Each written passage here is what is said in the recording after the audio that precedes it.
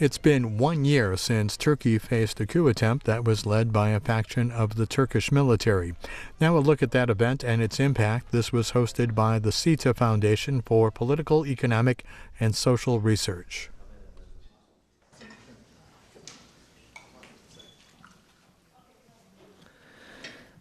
Good morning, everyone.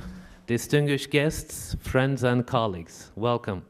My name is Kadir Üstün. I'm the Executive Director of the SETA Foundation at Washington, D.C. We would like to welcome you all on behalf of our institution. Thank you for joining us today in this important conference at the anniversary of July 15th coup attempt. This conference will debate a subject that continues to define Turkey's domestic and foreign policy in significant ways. The last year's coup attempt exposed the extent to which the followers of Gülen would go to grab power at the expense of popular will. The attempt made it clear for Turkey that this organization was no longer a movement with networks within the state bureaucracy, but had now applied terror as a means to achieve its goals by even attacking its own people. And Turkey continues to fight against this unique challenge called the FETÖ, Fethullah Terror Organization, and the country's domestic and foreign policy continue to be defined by this challenge in multiple ways. Today, we will be fortunate to, and it will be a unique opportunity to hear from General Güler, who is among us right now in the audience. He is the commander of the Gendarmerie forces in Turkey, and I'll get a chance to talk about him more before his speech, but he was an eyewitness to the unfolding coup attempt. He was one of the people at the highest level at the time. We would like to welcome General Güler and appreciate his team's efforts to make him available for this meeting in Washington, D.C. We do recognize that it wasn't easy. And I think it will be a unique opportunity to hear a first-hand account of what happened that night, on that fateful day. We will have two panels with very highly qualified experts and distinguished speakers who will discuss the implications of the failed coup attempt. The first panel will be focused on the coups in Turkey, the history of the coups and July 15th coup attempt. And we will proceed to the keynote by General Yaşar Güler, and then the second panel will talk about the security and foreign policy implications of the July 15 coup attempt. I would like to welcome you all again, and I want to particularly thank our SETA Washington team, my colleague Kılıç Kanat, our research director. Without his help, this wouldn't have been possible. His efforts are very much appreciated. And our research assistants, Leslie Dudden and Jackson Hannon, I would like to thank them all as well. Without further ado, I would like us to invite the first panel's speakers. Thank you very much for coming.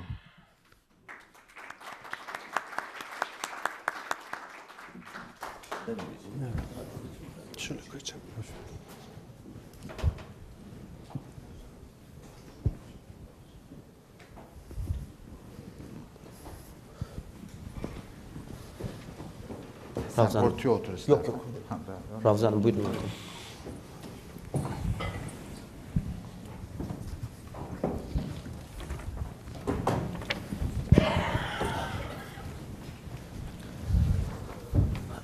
Thank you very much for coming today, and we will start our first panel. The first panel will be on the coups in Turkey and specifically on July 15 coup attempt.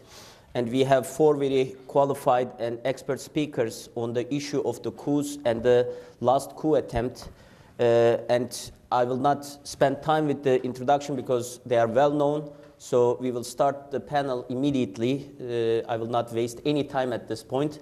We will start with Professor Hakan Yavuz. Hakan Yavuz is a professor at Utah University, and he is preparing a book actually on the July 15 coup attempt, which will be published by Utah University Press probably in fall, right?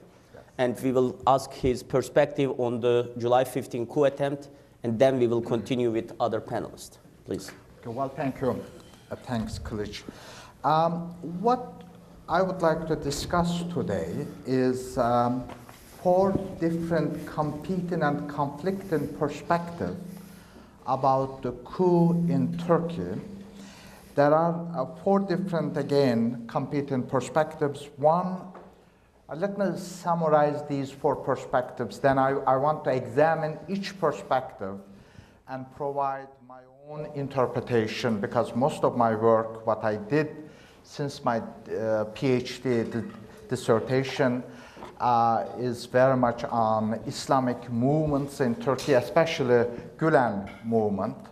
I will try to examine, also bring the perspective of a Gülen movement and its evolution, its networks, and its role in the coup. These four perspectives, one perspective claims that the Gülen himself organized, carried out the coup through his secretive networks, both in the police force and also within the military as well. The second perspective, the first one is very much accepted by and debated, not debated, but very much presented by the current government in Turkey. The second perspective argues that the coup was carried out by a coalition of factions within the military. And within the second perspective, there are two views. First, argues that, yes, it was a faction of a coalition of groups within the military, but the Gülenist was the glue. They organized, they brought these different groups together to carry out the coup. This second perspective, very much promoted by İlker Başbuğ. Later on, he changed his view a little bit, but in his book about 15 July, he still, you will see, he debates about the coalition of the groups within the military which carried out the coup. But he also argues that the Gülenists were critical in the formation of this coalition. The second, promoted by Metin Gürcan, he is a military analyst, a retired military person. He argues that the coup was carried out by a faction coalition of groups within the military. Gülenists did not play that prominent role.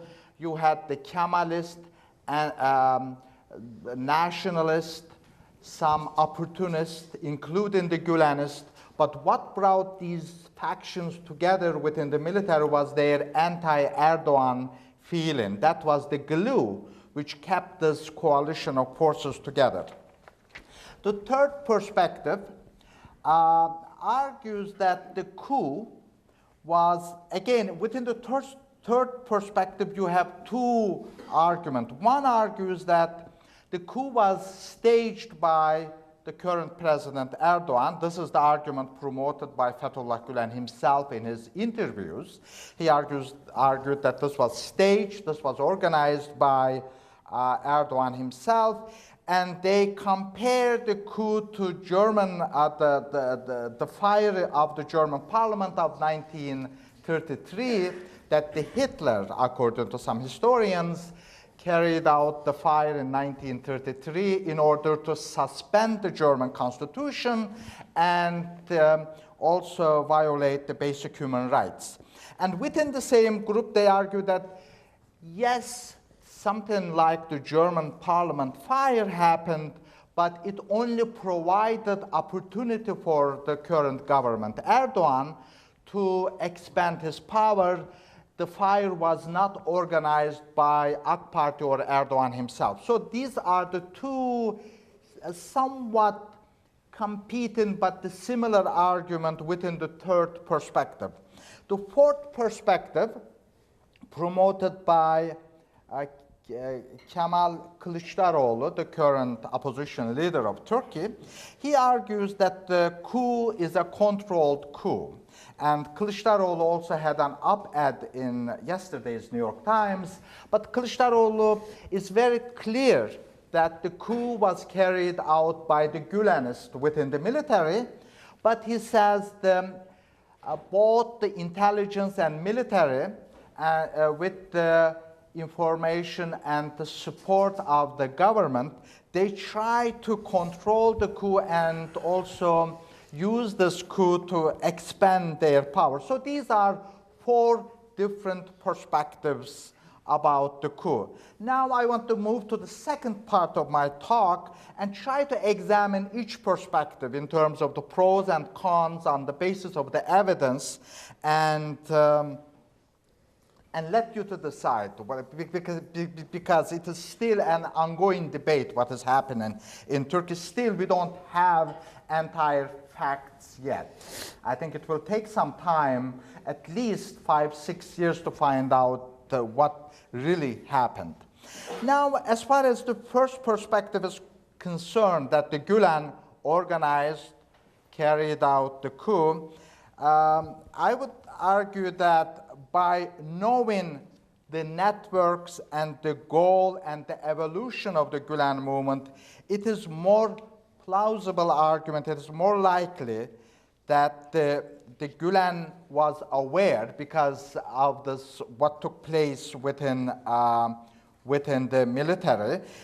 There are several reasons for this. One, the Gülen networks very much, there are 3 stages of the Gülen movement. First, what I call it at the period of Jamaat, from 1970 to 1993, under the death of former President Özal. The second stage is I call it the movement that the Jamaat, the community, becomes a much more public network and set of activities. It moved from being a religious entity to more or less a religio-economic and political activity under it became more clear with the death of Turgut Özal, because what Özal is critical, after the Özal, Turkey had a period of coalition government, the weak government, and that weak government provided opportunity for the Gülen and his networks to penetrate the police force. The police force, especially the police academy, I would say are critical in the power of the Gülen movement, and that penetration into police force started with the ANAP government when Abdülkadir Aksu was the Minister of Interior, when the Gülenists totally controlled the police academy. When the police academy in Ankara became the center, operational center of the Gülen movement, I think it became much clear in 2002. With the AK Party came to government, and I would say more or less AK Party allowed the Gülenists to run the government. Ministry of Interior, Ministry of Education, Ministry of Justice.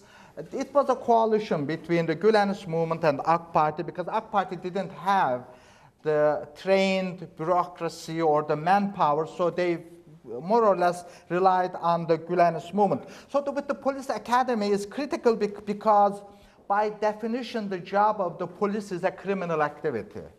So the Gülenist movement, by controlling the police academy, it penetrated into the police academy, but the police academy also penetrated into the Gülen movement. So you had mutual penetration, and I would say in that mutual penetration, the mentality of the police activity, police work, very much dominated the Gülen movement.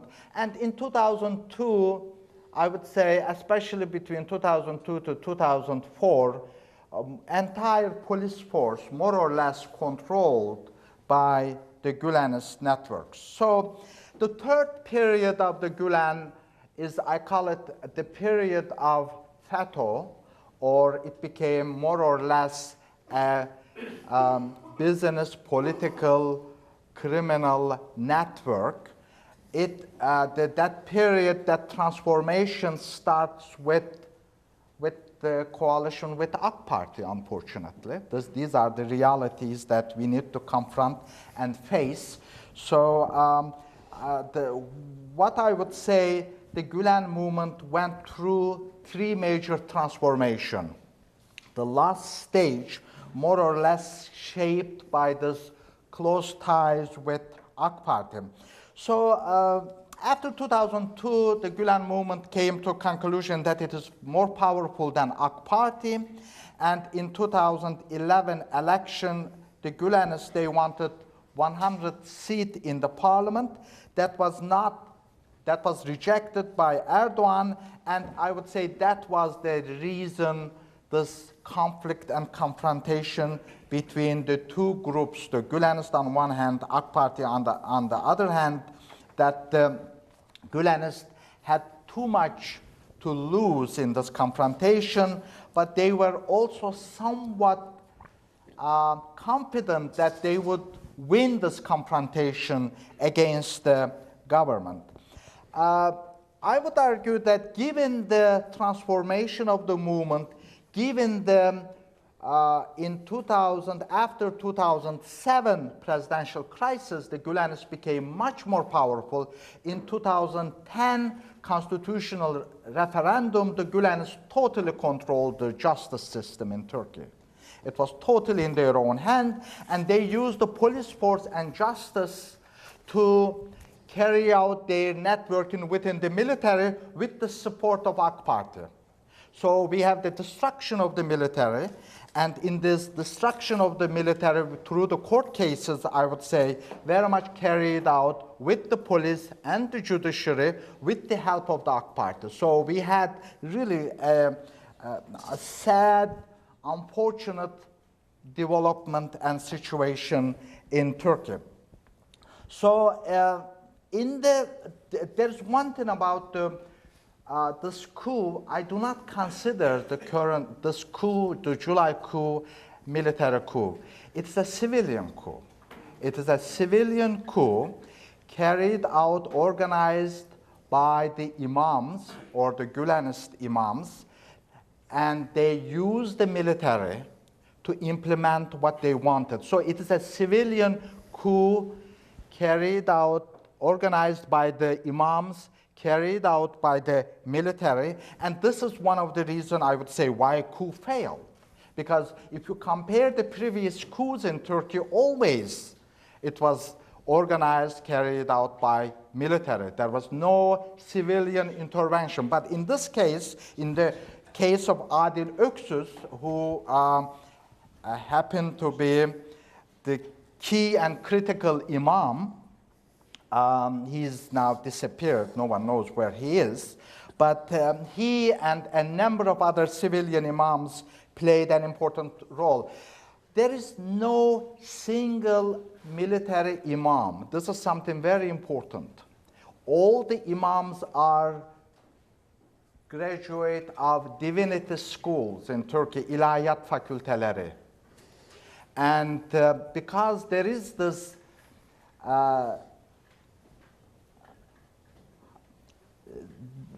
the Gulenist movement, I would say, is very different than the rest of the Islamic movements in Turkey. That in the contemporary Turkey, if you take it from the 19th century to present, there are three waves of, this is just a footnote to my argument. You have the Naqshbandiya movement, the Mevlana Khalid Naqshbandi movement, which is very different. Second, you had the Risale-i Nur or Said-i Nursi movement. Again, both the Mevlana Khalid and Said-i Nursi are the Kurds, but they were very loyal to, Mevlana Khalid was very loyal to Ottoman Empire, the state. Said-i Nursi was a Kurd too, but he was very loyal to Turkish Republic. And then the third religious movement, the third wave of Islamism is the Gulen movement, very different. Less Islam, it is more about the power, that it is less piety, more controlled. I think this is, the Gulen movement also represents the success of Kemalism in Turkey. This is another contradiction we need to unpack. Now, I have 5 minutes. Let me move very fast to move to the second argument, that it is a work of a coalition of forces. I would say the second argument doesn't make sense, because the Gülenists would never trust Kemalists or nationalists to even organize something such important, because one of the key terms in the Gülen movement is tedbir. Tedbir in Turkish means caution, or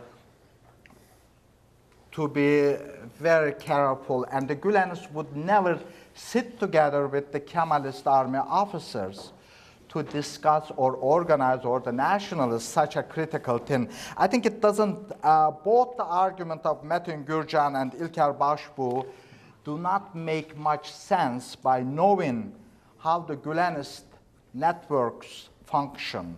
But there are some generals, I think, like Huduti Pasha or a number of other people, they didn't know what to do. I would never consider him as a Gülenist, or what I know of, what I read of his background is a very much a social democrat-oriented general. And so you do have a number of people who are in jail because they didn't know what to do at that moment of the critical period. So I am hoping that eventually this will become clear. Now, when you go to the third argument about that this is something like a German fire of the German parliament of 1933, I would say this coup was not organized by Erdogan, because there was no reason for Erdogan to organize the coup to expand his power, because Erdogan is very much in control of the parliament, the local power as well. So to risk he himself run away from an assassination attempt, the coup was very much attempted to kill him. But there was the second part of the argument, that this coup was used by the government to get rid of the opposition.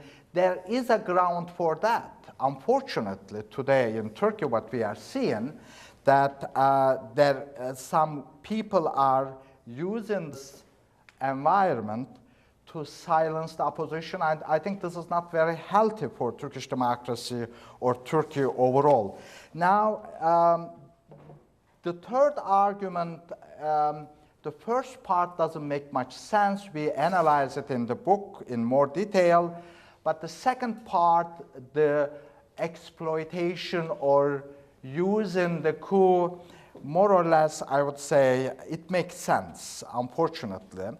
Now, when we look at the fourth argument, the controlled coup, which is promoted by the opposition leader, I would say that argument also doesn't make sense, because to control something, I will say it is not a controlled coup. It is on the contrary, it is loss of the control, because the military knew around 5 p.m., the Turkish intelligence was aware of the coup around 3 p.m.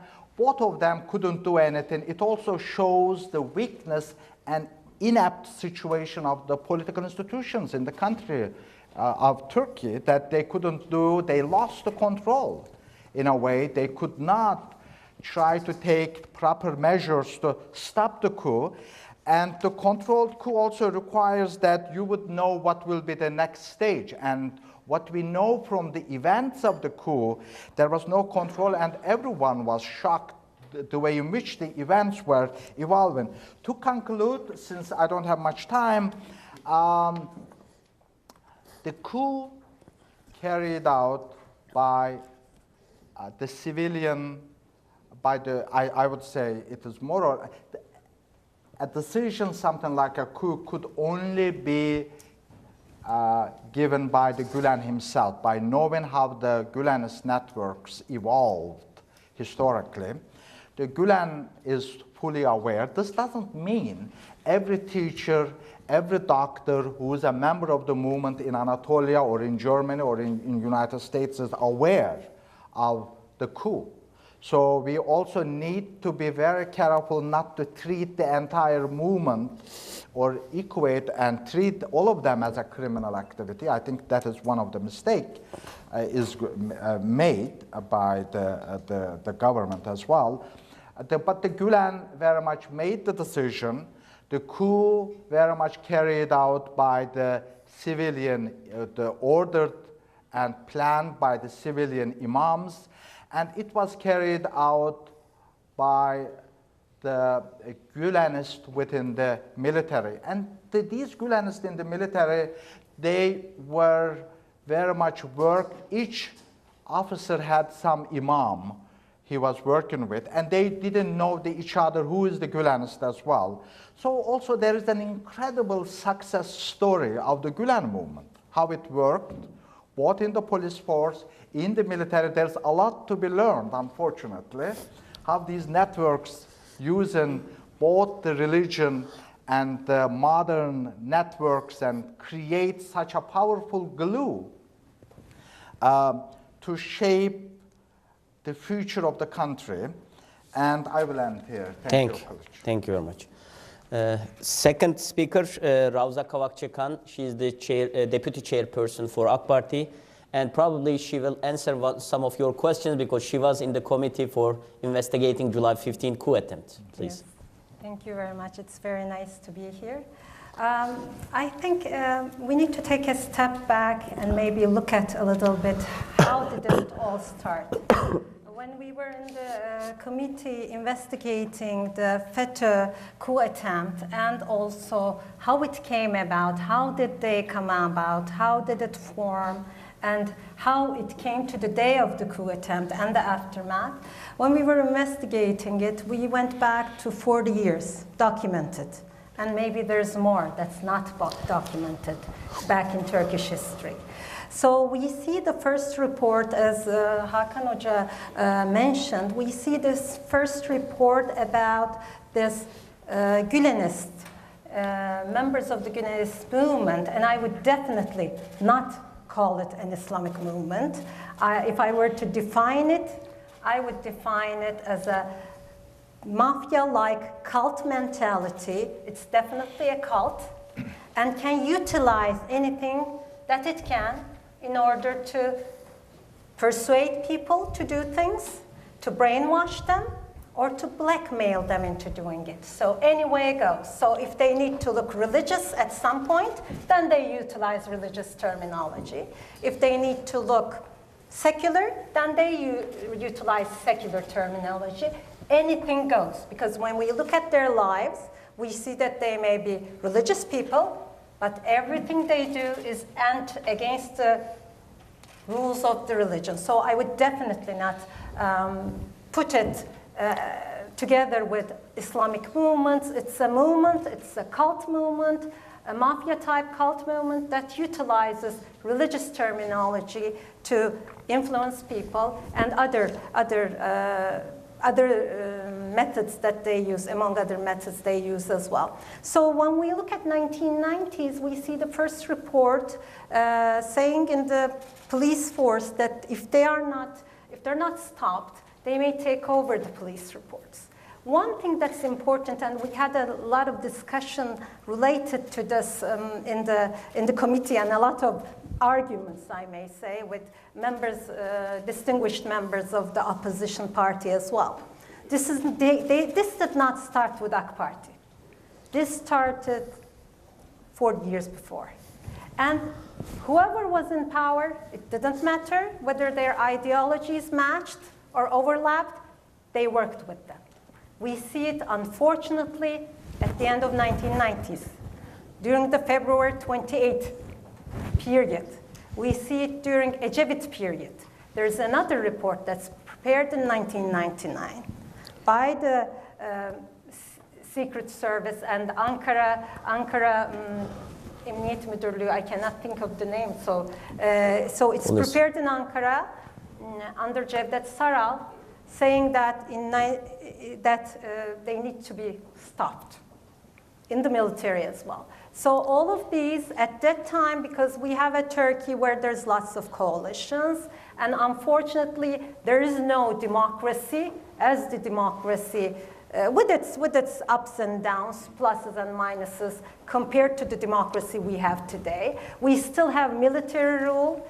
Anytime there's a democratic change or a move towards democracy, we have the political elite working with the military, and then they give a signal, and then the elected officials take a step back.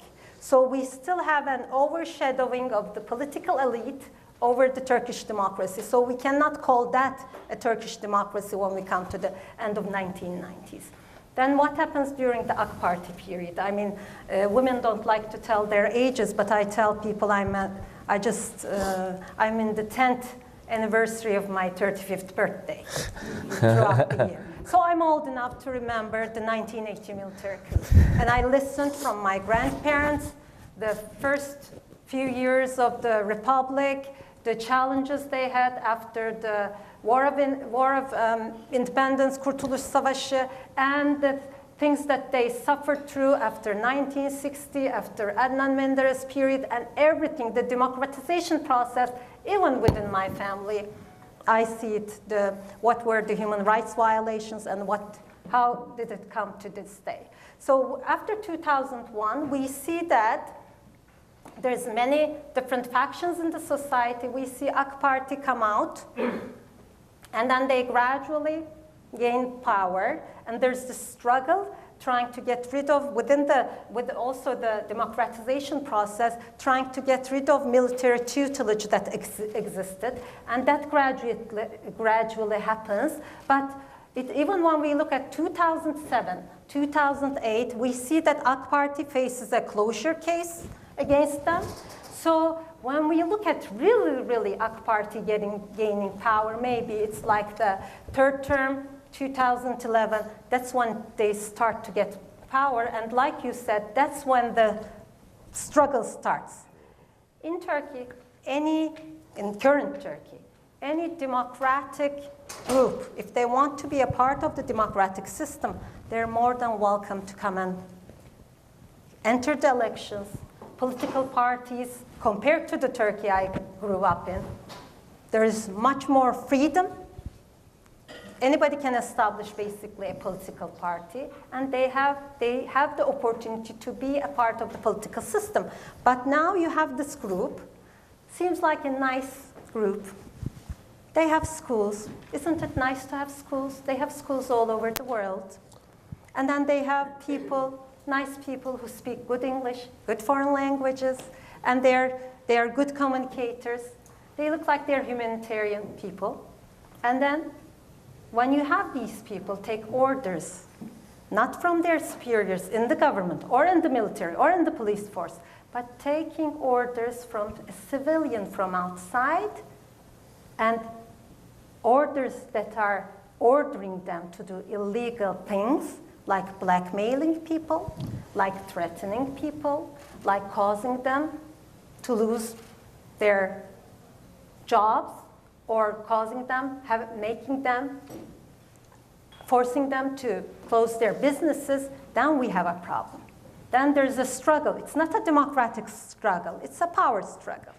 So the clash starts during the 25th of December 2013.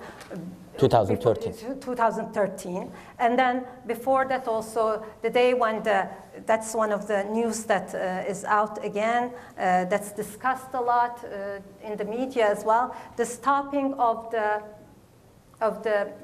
trucks that were bringing aid.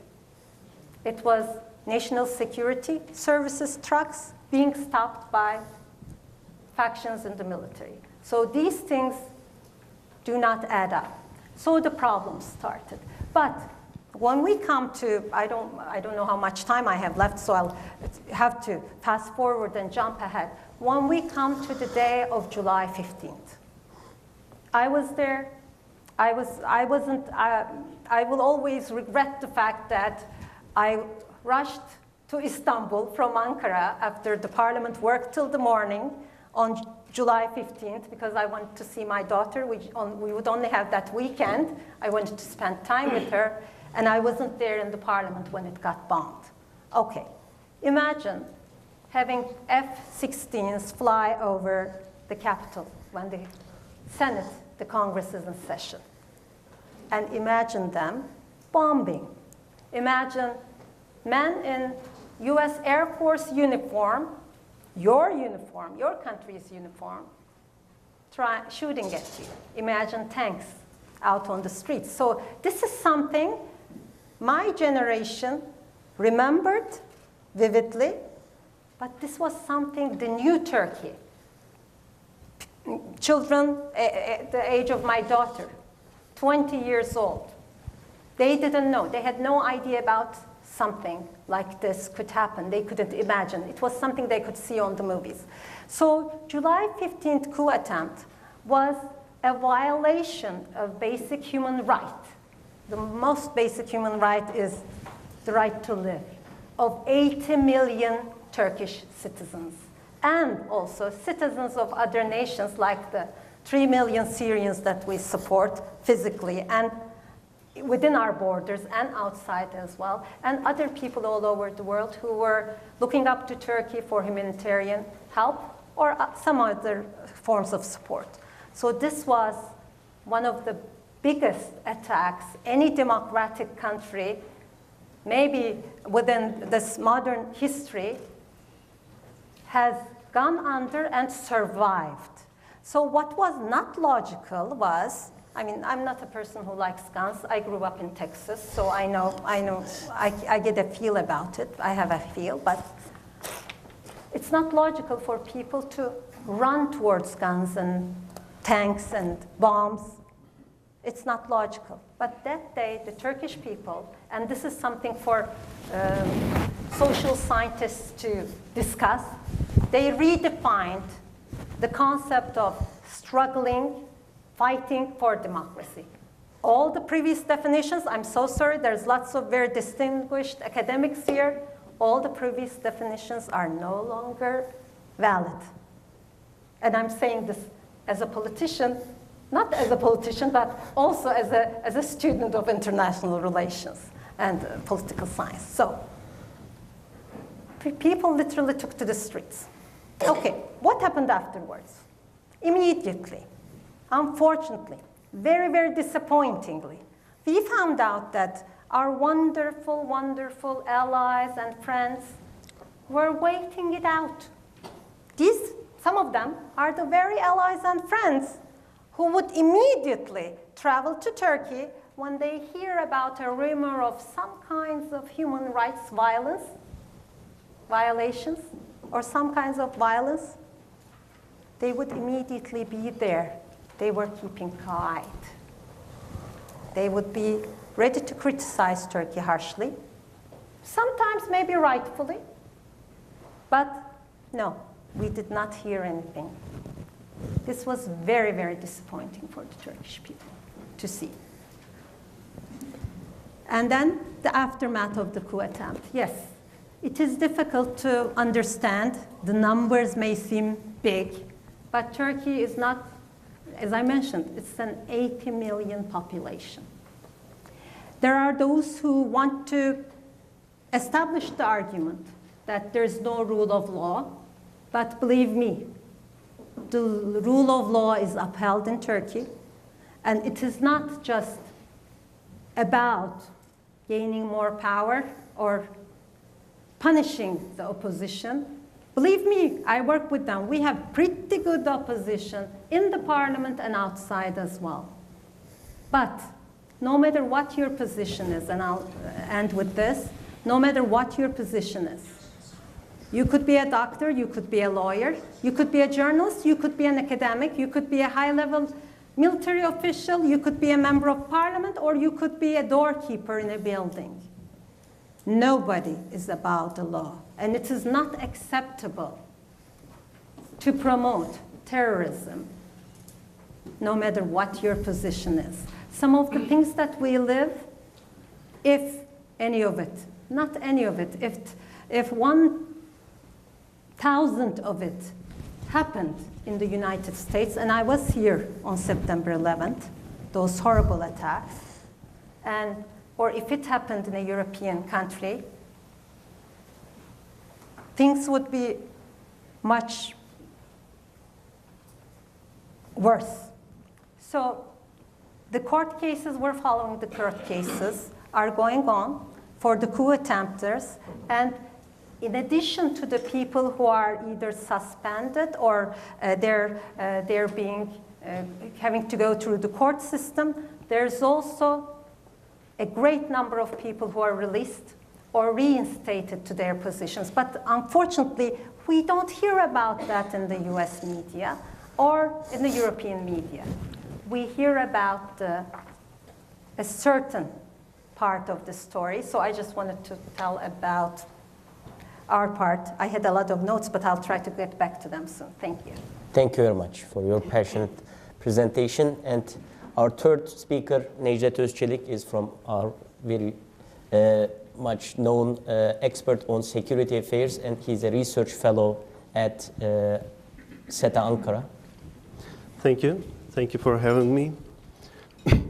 I would like to deal with two important issues regarding the Turkish armed forces, touching some sensitive issues, how the FETÖ people were so effective in the Turkish armed forces and how they affected the Turkish combat readiness after the coup attempt. So there was a big problem of understanding who carried the military attempt, the military part of the coup attempt in Turkey. So as Metin Gürcan pointed out, that was not indeed a consortium of haters, FETÖ members, or the opportunists. There are many people, there are many opportunist people in Turkish armed forces, more than who got involved in the coup attempt on July 15th. I'm not sure about the number of the haters. Of course, there are some certain of them. But the main body or the driving body of the military coup or the FETÖ coup was the FETÖ members in the military. And so I would like to try to explain the strategy of the FETÖ infiltration into Turkish armed forces. And I take 5 dimensions of that. So first of all, that strategy just sits on targeting and targeting series, actually. So the first was the targeting the personal status of the Turkish armed forces. What I mean, the Turkish armed forces runs on a personal system on different status. Generals, officers, NCOs, the contracted specialists, and the compulsory service members. We see that the FETÖ members invested in the strategic and the operational status of the personnel body of the Turkish armed forces. Those are the officers mostly. Starting from the military high schools and continuing until they get promoted to a general. So that's a long investment, actually, for the FETÖ members. The NCOs, the contracted specialists, and the mandatory service members, they are mostly are technical and the tactical people. So the FETÖ members did not put too much cost on those people to hire. So the main body of the FETÖ members just worked on in Turkish armed force were the officers. There are some military people in this room, and they know how suffering, they know how long to get promoted, to get the commitment, to get the commission of being an officer in Turkey. That's a long run effort, actually. The other dimension that I can say, that's the targeting the command forces. So, you know, there are some military branches, there are some military command forces, and there is a military law enforcement branch as well. So in Turkey, we see gendarmerie, which is operated under the control of Interior Ministry, was targeted to get infiltrated in primarily by the FETÖ members because of their proximity to the civilian people. And gendarmerie has the intelligence supremacy comparing to the other traditional command forces in the civilian society. They are law enforcement military people. So they take the gendarmerie forces in their primary target to get infiltrated, it seems so. Then we see the Air Force, because of their tactical capacity, because of their maneuverability and the mobility as well. Then we saw the Army, the land forces. It becomes the third. Then Navy follows it. We see the special forces also got involved in the coup attempt because of their unique training, unique capacity of carrying some special operations. We saw that those special forces soldiers, troops, seizing in some certain headquarters and just detaining some high-ranking generals as well. So, and the third dimension that I can talk, that's the key positions that how FETÖ members just work on the Turkish armed forces. Those are the personnel directorates, intelligence directorates at the high-level headquarters. Then we see the personal assistance for the high-ranking generals as well, and the close protection soldiers, and the aide-de camps as well. They were the 5 important roles in military that the FETÖ members just took those positions to keep close to the commanding generals and to operate the personal strategy in Turkish armed forces and the intelligence strategy as well. In personal case, at General Staff Headquarters, there's a directorate named as the Personnel Management Directorate. Under that directorate, there's a small branch of that. That branch is responsible for promoting and promoting the generals, sending the military people, assigning them to the foreign countries, to NATO cadres as well. That is a key location, and that was important for the coup attempt, actually. And they were able to seize that office. Mehmet Partigöz, he served in that office for many years. After he got promoted, he got the status of being a staff officer. That was, if I am not wrong, that was since 2003. He was in that position. As a major he started, and he was right over there as a brigade general. That's incredible. He got so dominant on directing and giving some policy recommendation to the high-ranking generals. And the intelligence directors as well. That starts from the battalion level and goes all the way up to the force commands headquarters. Those 2 directors were captured, seized by the FETÖ members, and the FETÖ policy was directed through intelligence and the personnel strategy. The 4th dimension that I can point out is just to make some staging during the service cycle of a military personnel. So that starts from press school, goes together with the military school term, and during the active duty, and then the post-service period is also important for the FETÖ members.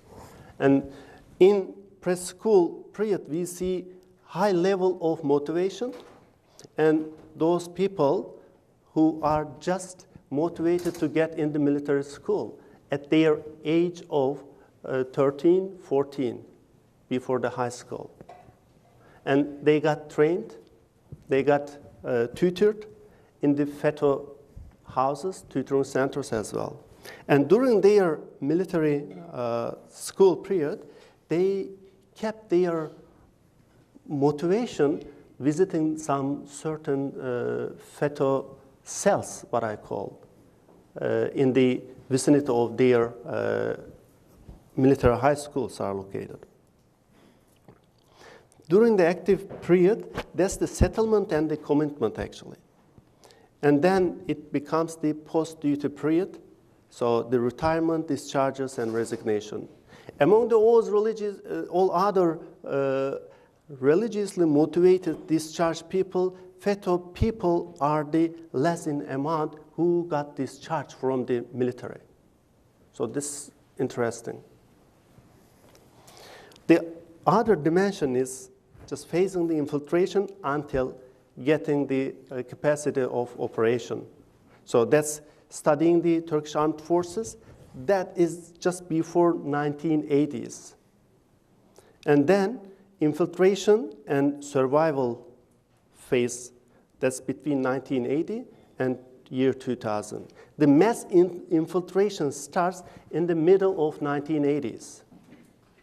And those brigadier generals who took place, who got involved in the military coup on July 15th were mostly at the rank of brigadier generals.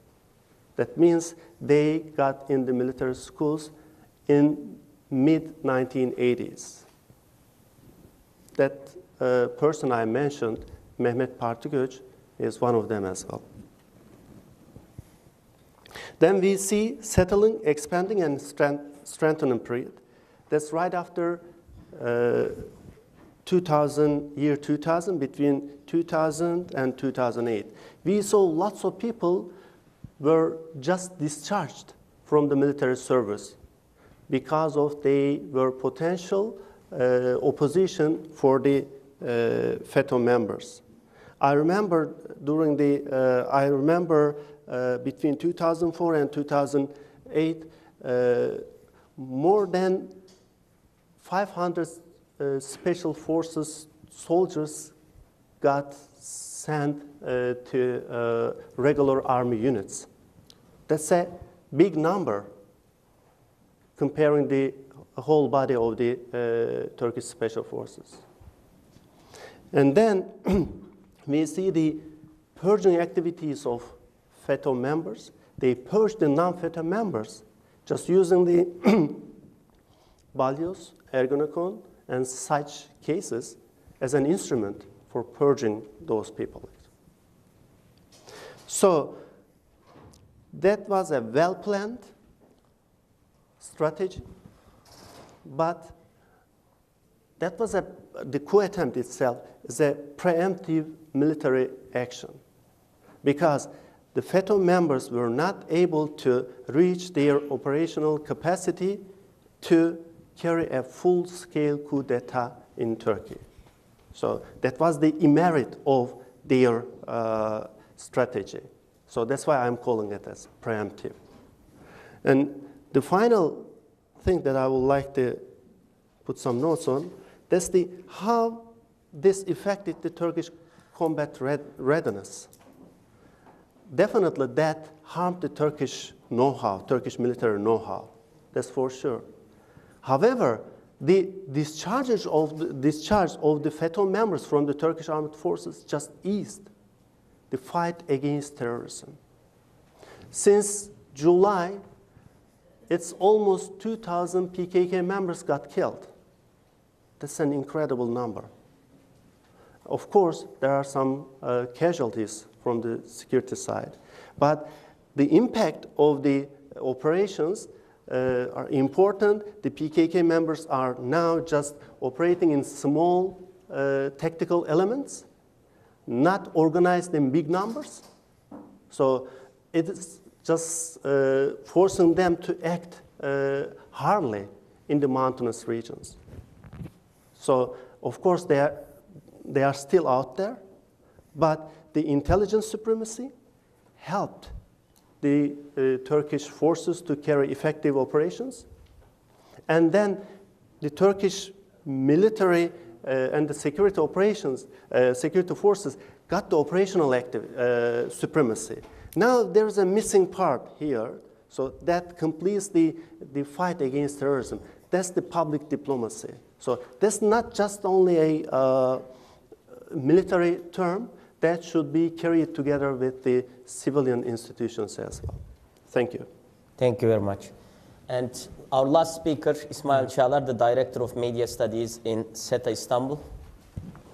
Thank you very much. I will try to keep it short before I get this remark from my colleague Kılıç.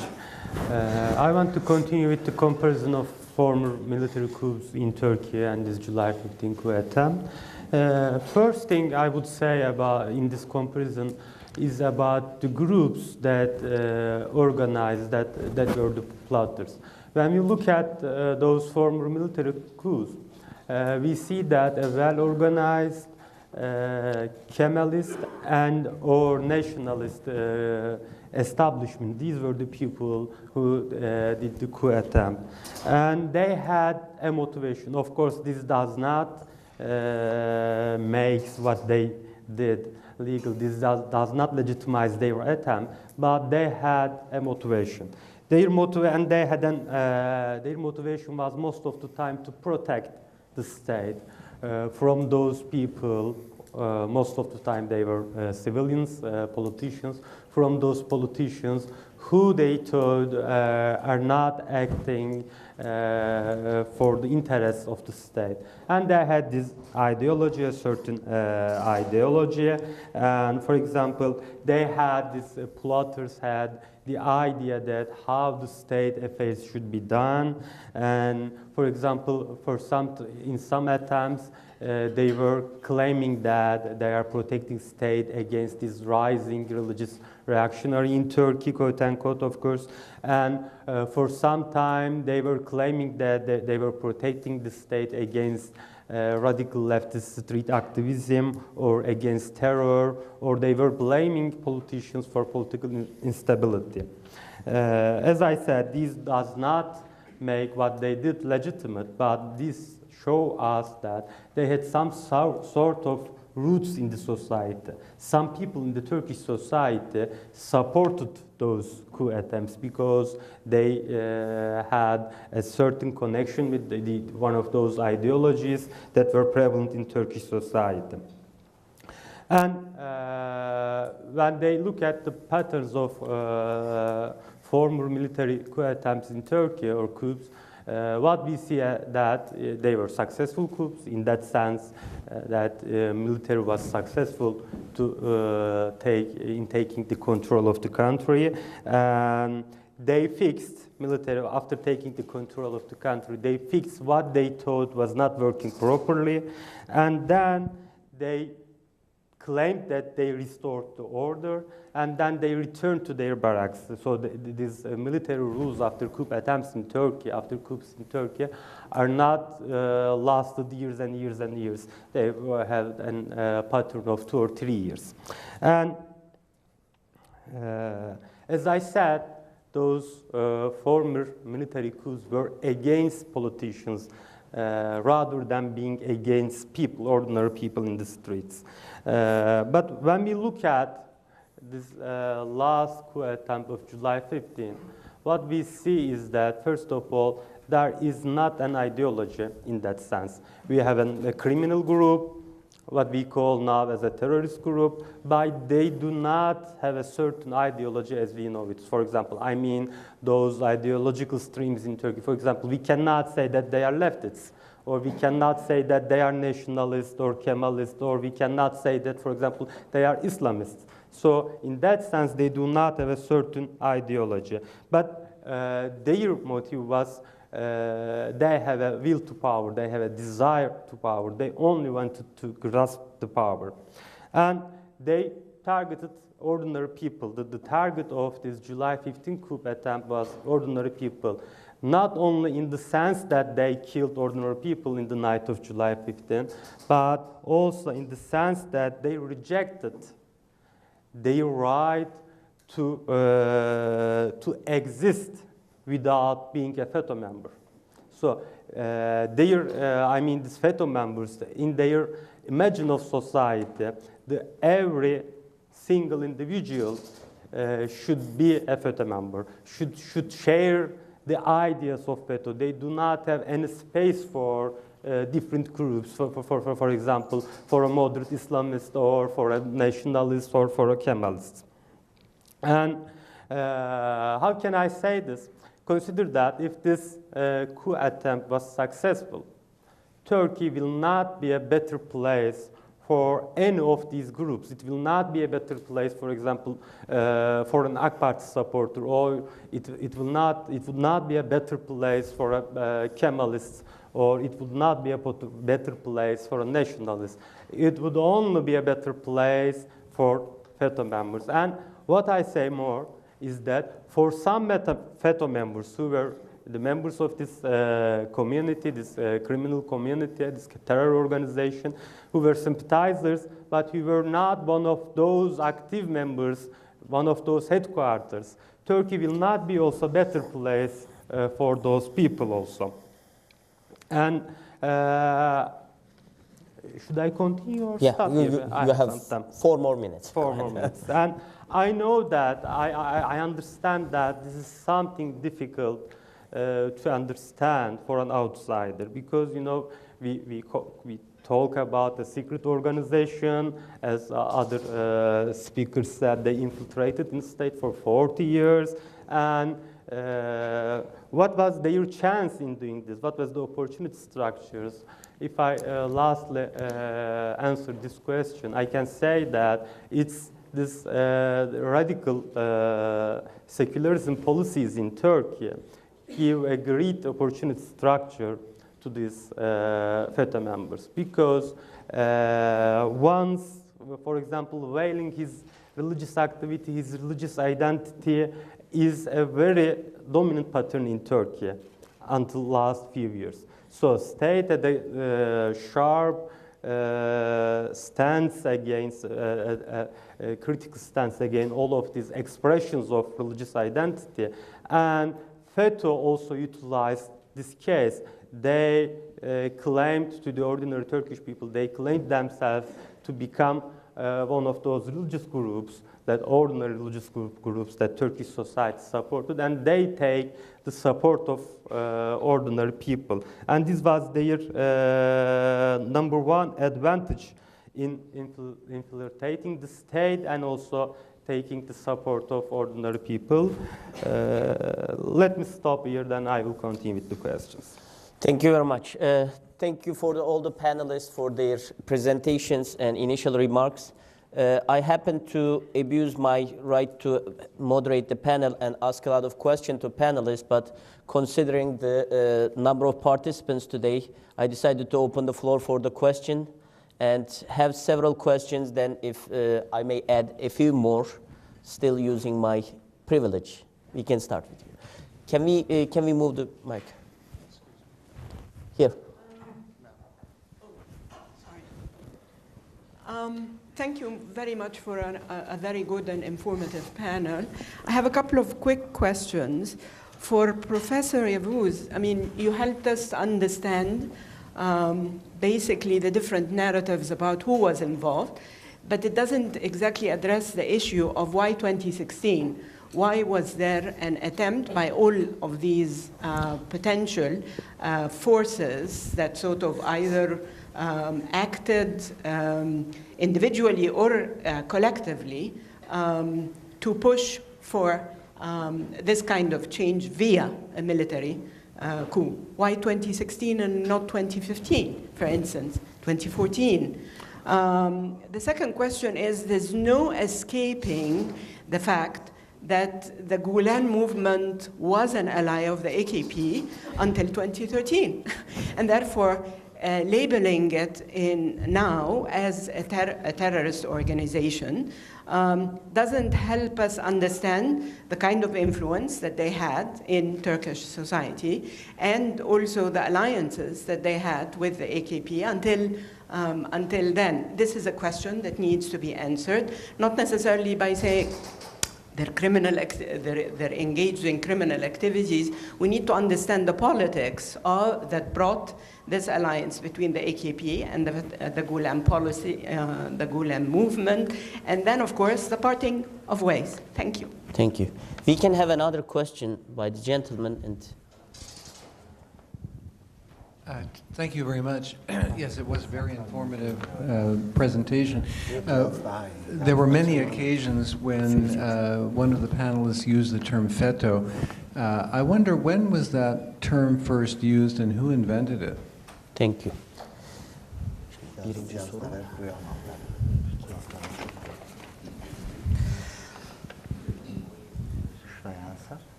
Yeah. Yeah. Well, I think that I would consider the Gulen movement as Islamic movement because there is no one Islam. There are diversity of Islams. And the Gulen movement, if you look at the origin of the movement and reason why AK Party allied itself with the Gulen, or why the Gulenists also supported AK Party, because of that shared identity of Islam. So we cannot ignore the bridging role of Islam between these two actors to understand the relationship between the two. So this is one of the issues that Islam, but there is no one Islam. As you know, there is the Islam of Rumi, there is an Islam of Ahmadinejad, there is an Islam of Sayyid Qutb. So just like Christianity, I'm coming from Utah. Even in the Utah, the Mormon church has 20 different versions. So given the Islam, the history, the context, there are thousands of different interpretations. So the Gulen movement also very much shaped by certain tradition of Islam, because there are in the tradition issues needs to be examined as well. Now, when we look at what happened in 1917, actually the issue started in 2011 between AK Party and the Gulen movement, because the Gulen movement, after the constitutional referendum in 2010, the Gulenists were really mobilized, and they got what they wanted in terms of their hegemony. By changing the constitution, they became a dominant force in the judiciary. And they come to the conclusion that now we control the Turkey, so we can get Erdogan to do whatever we want. In 2011 election, they wanted a 100 seat in the parliament. And Erdogan said no. I think that was the beginning of the struggle. Then the president realized that the Gulenists are trying to abstract some of the opening policies toward the Kurds, further democratization of the country. So the Gulenists were trying to stop him. And then there was a struggle in the bureaucracy. Let me tell you something. The Gulenist movement, they really did not want to control any political party. Yes, the Gulenists, they started their relationship with ANAP, with the Turgut Özal, then Süleyman Demirel, then Tansu Çiller, even Bülent Ecevit. But the Gulenists, they did not want to control any party. They wanted to control the state institutions and bureaucracy. And they succeeded in doing that because of the weak political party structure in Turkey, especially after the death of Turgut Özal. There was a period of instability, weak government in Turkey that provided opportunity for the Gulenists. So the struggle started in 2011. In 2012, the Gulenists wanted to pressure the government through the court case against Hakan Fidan, He is the current chief of Turkish military intelligence. Then the Erdogan in return wanted to close their schools, some of their dershanes or the University preparation yes, courses. The University private, preparation courses. Private university preparation schools. And then it was the main source of income for the Gülenists. Then in 2013, there was a corruption probe, or the Gülenist judges and police again, they tried to put the government in a difficulty in 2013. And then I think the confrontation took a different form after 2013. Why 2017? Because there was the military high council. Usually it meets once a year to decide the promotion. So it became very clear in the June newspapers start to cover the stories about the Gülenist networks and the military, that the military high council is going to cleanse these pro-Gülenists from the army. So the Gülenists were already cleansed from the judiciary and police force, so the military was their lost place. Now they were about to be cleansed from there too, and they just used their last bullet to, against Erdogan to stop this process of cleansing of pro-Gülenists from the military. Razan, do you want to add something? There was a question about FETA. When was that term coined? I think I would like to give the credit, but it was used before the coup attempt as well. But I cannot remember who used it for the first time. But especially after the coup attempt, it was used. But a couple of things to add. Yes, again, I mean, I beg to differ on the argument that this was an Islamic movement. Yes, there are different ways people practice their religion, but the thing about Gülenists was this. To get to the ends, and that doesn't fit with the basic principle of Islam, to get to the end, you can use any means. That could be, you know, doing things that are not legal in the Islamic framework, to doing things that are not that are not legal in the technical, political, secular term. So anything could go. And when did the first struggle maybe start?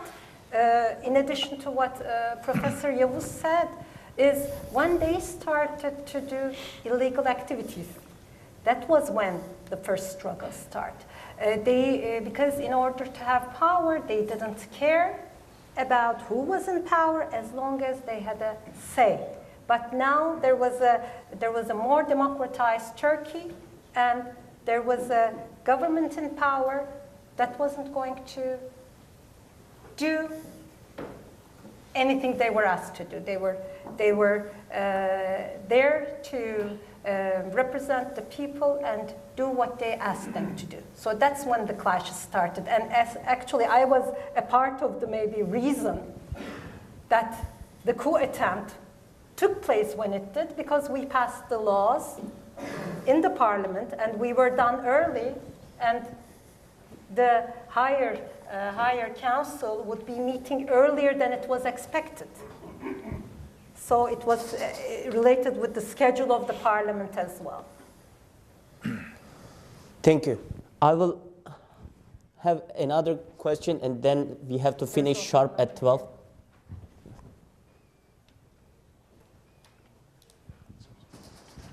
Thank you very much. A very interesting discussion.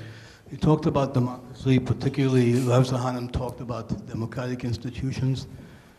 In this country, for example, we have a president who's attacked directly the media of this country, calling the media the enemy of the people.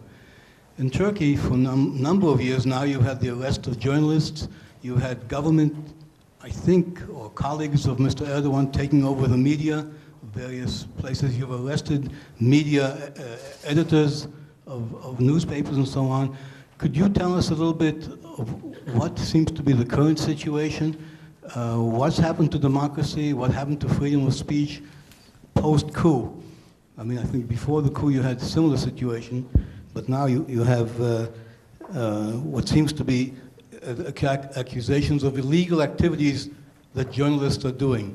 Could you comment on that a little bit? And thank you. Should I go ahead? Yes. Okay. All right. Yes. As far, of course, there's a different discussion here in the United States. We have a different one in Turkey. I did kind of get into it a little bit. Of course, I'm not a philosophist, so I'm not going to a discussion, but there are limits to freedom. It would not be acceptable anywhere in the world to promote,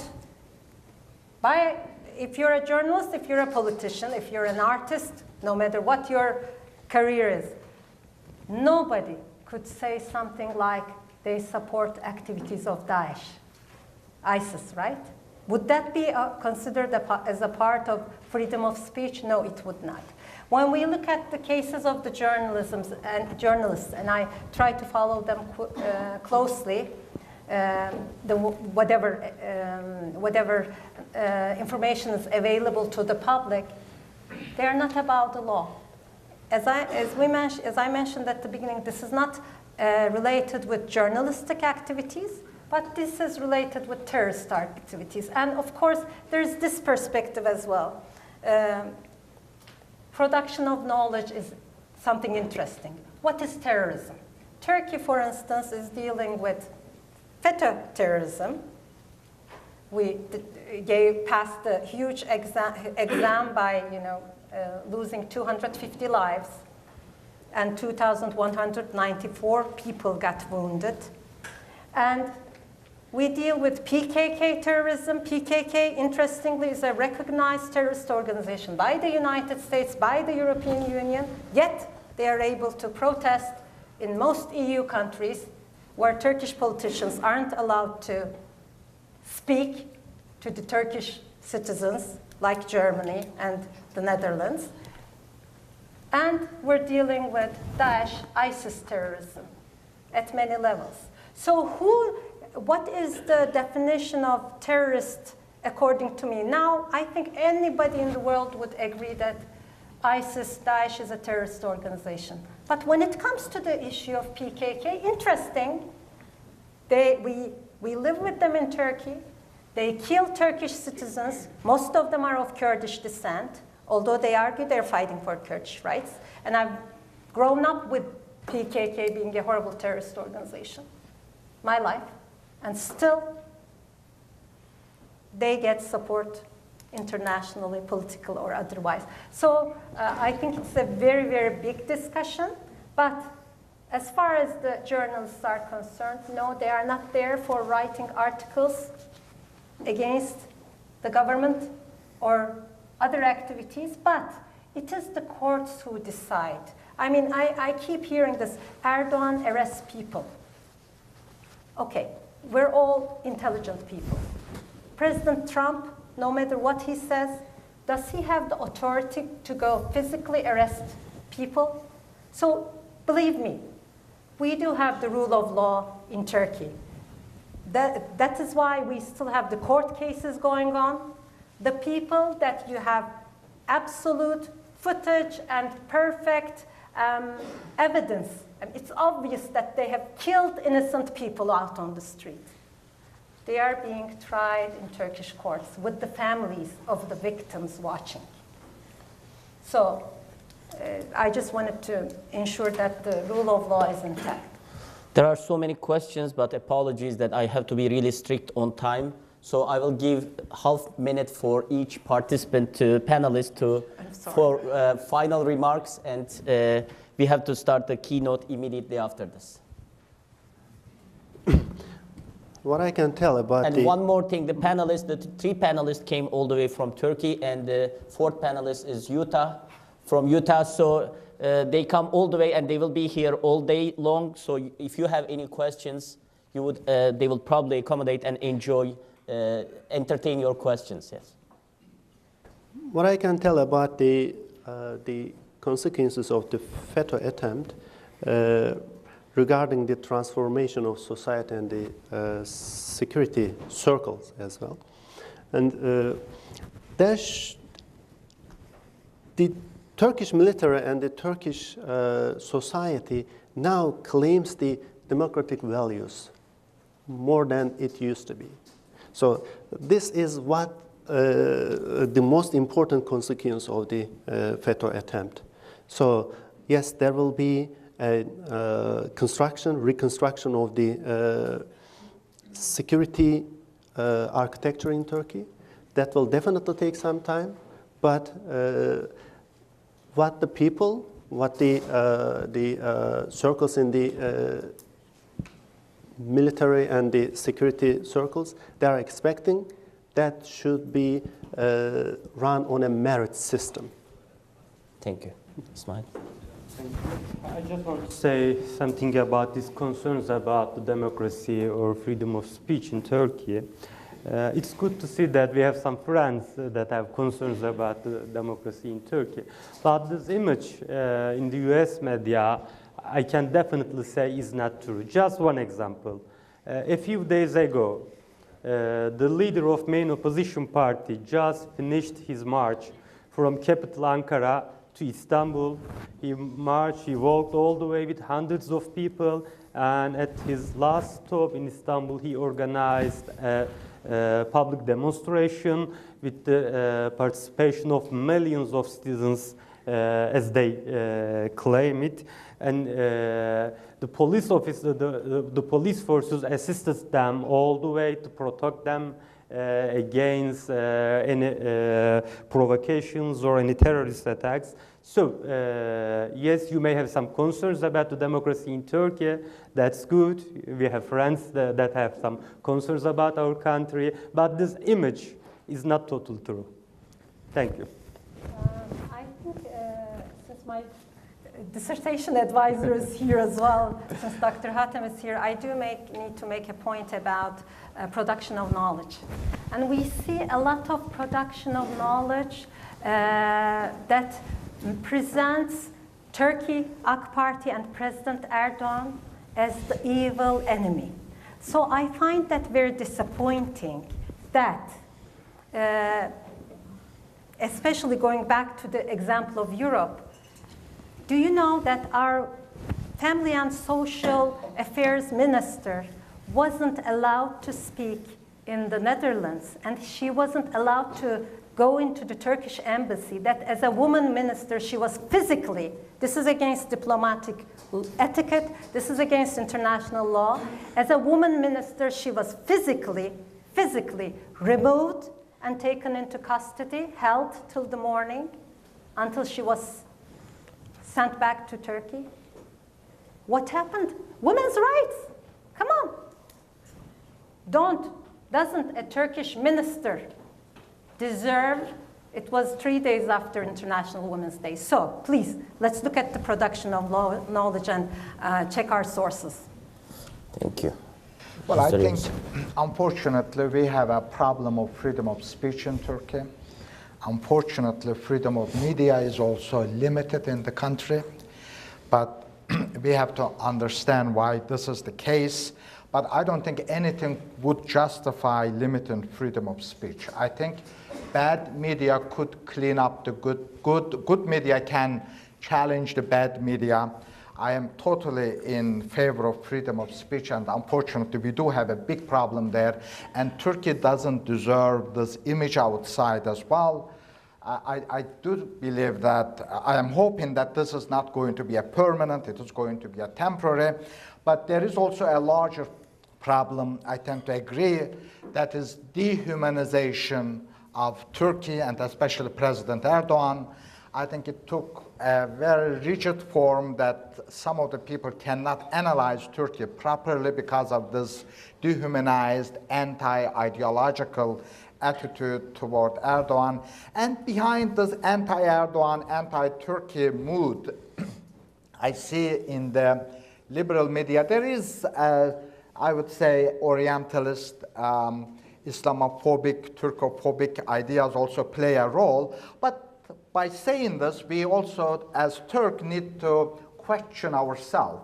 Yes, we have a major freedom of speech issue in the country. And this is, I am again hoping that this is not going to be a permanent. And I think Turkey has a major crisis right now. Turkey did have crisis in the past as well. Turkey usually muddles through, and I am hoping that this time too, we will overcome this with the support of the domestic forces inside the country, also some external support from outside as well. Thank you very much. Thank you for the panelists, and please join me to thank you for that. Thank you. We will give a 5-minute break before setting the stage for the keynote.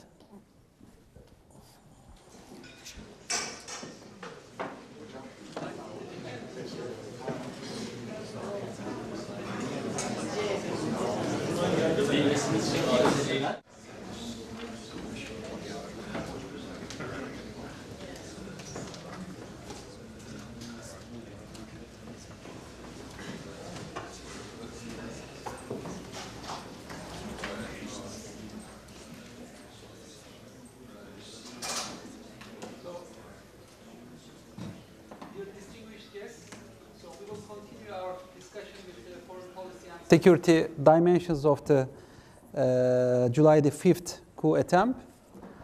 So one of the difficulties we face in Turkey is to explain this event to our international counterparts. It's really very complicated and difficult to express. And one of the difficulties and one of the mysteries of this event is also how Turkey tackles fighting against three terrorist organizations in the aftermath of such a coup attempt, and also how Turkey is dealing with foreign policy challenges in this new era.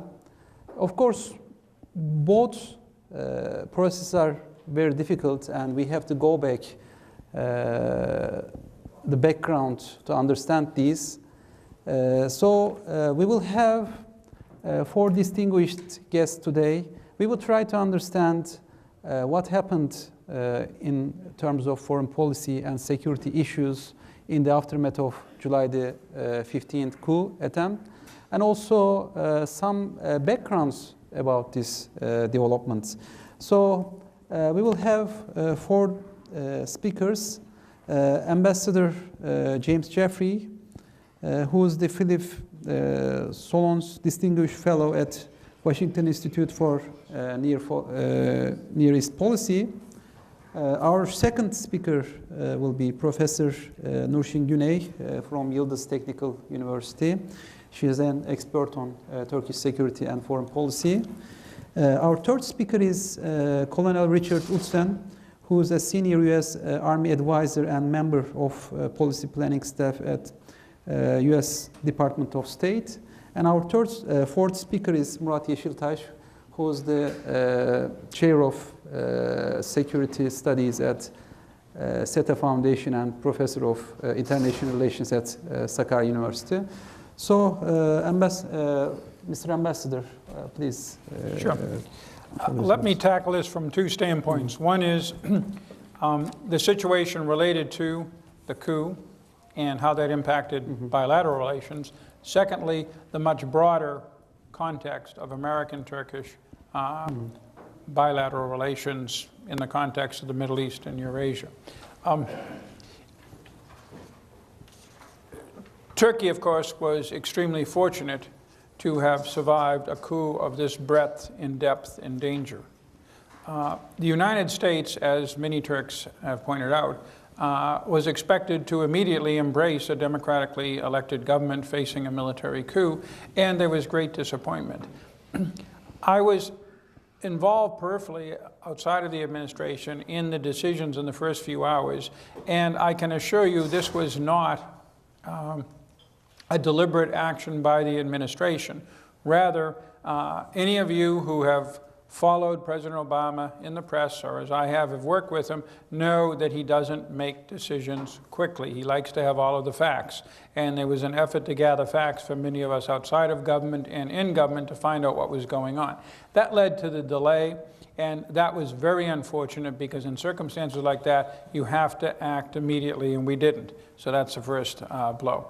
The second blow was in some of the military commanders whose focus is entirely on ISIS. I want to underline that because to understand the foreign policy context of where we're going to be when there's no more ISIS, the American military is finally going to no longer have the war it's wanted for 20 years. I think that's fair, one that it can win and everything else. And it was focused on it, it was doing well. Suddenly, this was perturbation. Incirlik was closed down, interlocutors couldn't be talked with. So these generals just blurted out the first thing that came to their mind. What's going on? Why is it a shame? And of course, as you know, the generals who run the war in Syria and Iraq are not the generals who report to our European command and worry about and work with and cooperate with Turkey. So there were some problems there. But the far bigger problem, of course, is the embarrassing fact that Fethullah Gulen is sitting here in the United States. And Turkey has, in accordance with extradition treaty dating back to the early 1980s, has asked for his extradition, and the administration has yet to really give a response that understandably Turkey would find acceptable. That's going to continue for some time because of the nature of the court system in America, which not only Turks but Donald Trump has discovered are very, very independent, and they're slow to take decisions. Nonetheless, and here Ankara has a point, the administration could do more to rein in this organization, the allegedly charitable, educational actions of an organization which at best is opaque and at worst, as many correctly believe, I think, was behind this coup. Now, the only good news out of this thing a year later is there is, as far as I can see, no reputable media, think tank, academic, or other actor who's appeared to challenge the idea that this coup was, as you heard this morning from two of your speakers, mainly or largely done by the Gulenists. People have questioned what came after, and that will continue, but there hasn't been any major challenge to that. To the contrary, many independent journalists, Americans as well as Turkish and others, have come to the conclusion that the Gulenists were behind it. So that argument is not in play between our two governments. What remains in play on the bilateral level is, first of all, Turkish suspicions that began on the evening of July 15th and have continued. The very difficult problem of extraditing Fethullah Gulen, and largely concern in Washington that the Turkish government has gone too far in dismissing people from government jobs or prosecuting them because of one or another tie or alleged tie to the Gulenist movement. This is tied up with the overall discomfort of many in America with where Turkey is going politically. Not economically, not in terms of security or diplomacy, but politically. Again, that's not at the center of American concerns, at least of administration concerns. It plays a big role in the media, it plays a big role in Congress, and it's something that both sides will have to watch. In terms of the broader issue of foreign policy, the basic issue is that the global system that both America and Turkey have participated in and very much benefited from is under threat. In the Middle East, it's under threat by Iran, to some degree, the Sunni radical extremist groups, and now Russia joining Iran. And in Europe, it's under threat by Russia. This is something that both the United States and Turkey are aware of.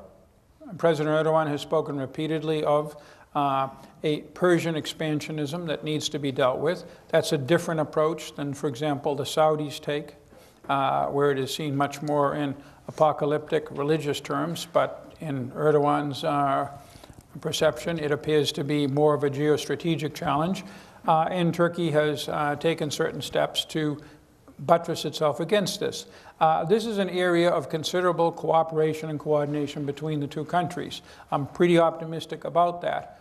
The key issue will be Syria after ISIS is defeated, which could be, and when I say ISIS is defeated, I mean as a state and an army, not as an idea or as a terrorist group, but as a state and an army. It will be defeated in the weeks ahead.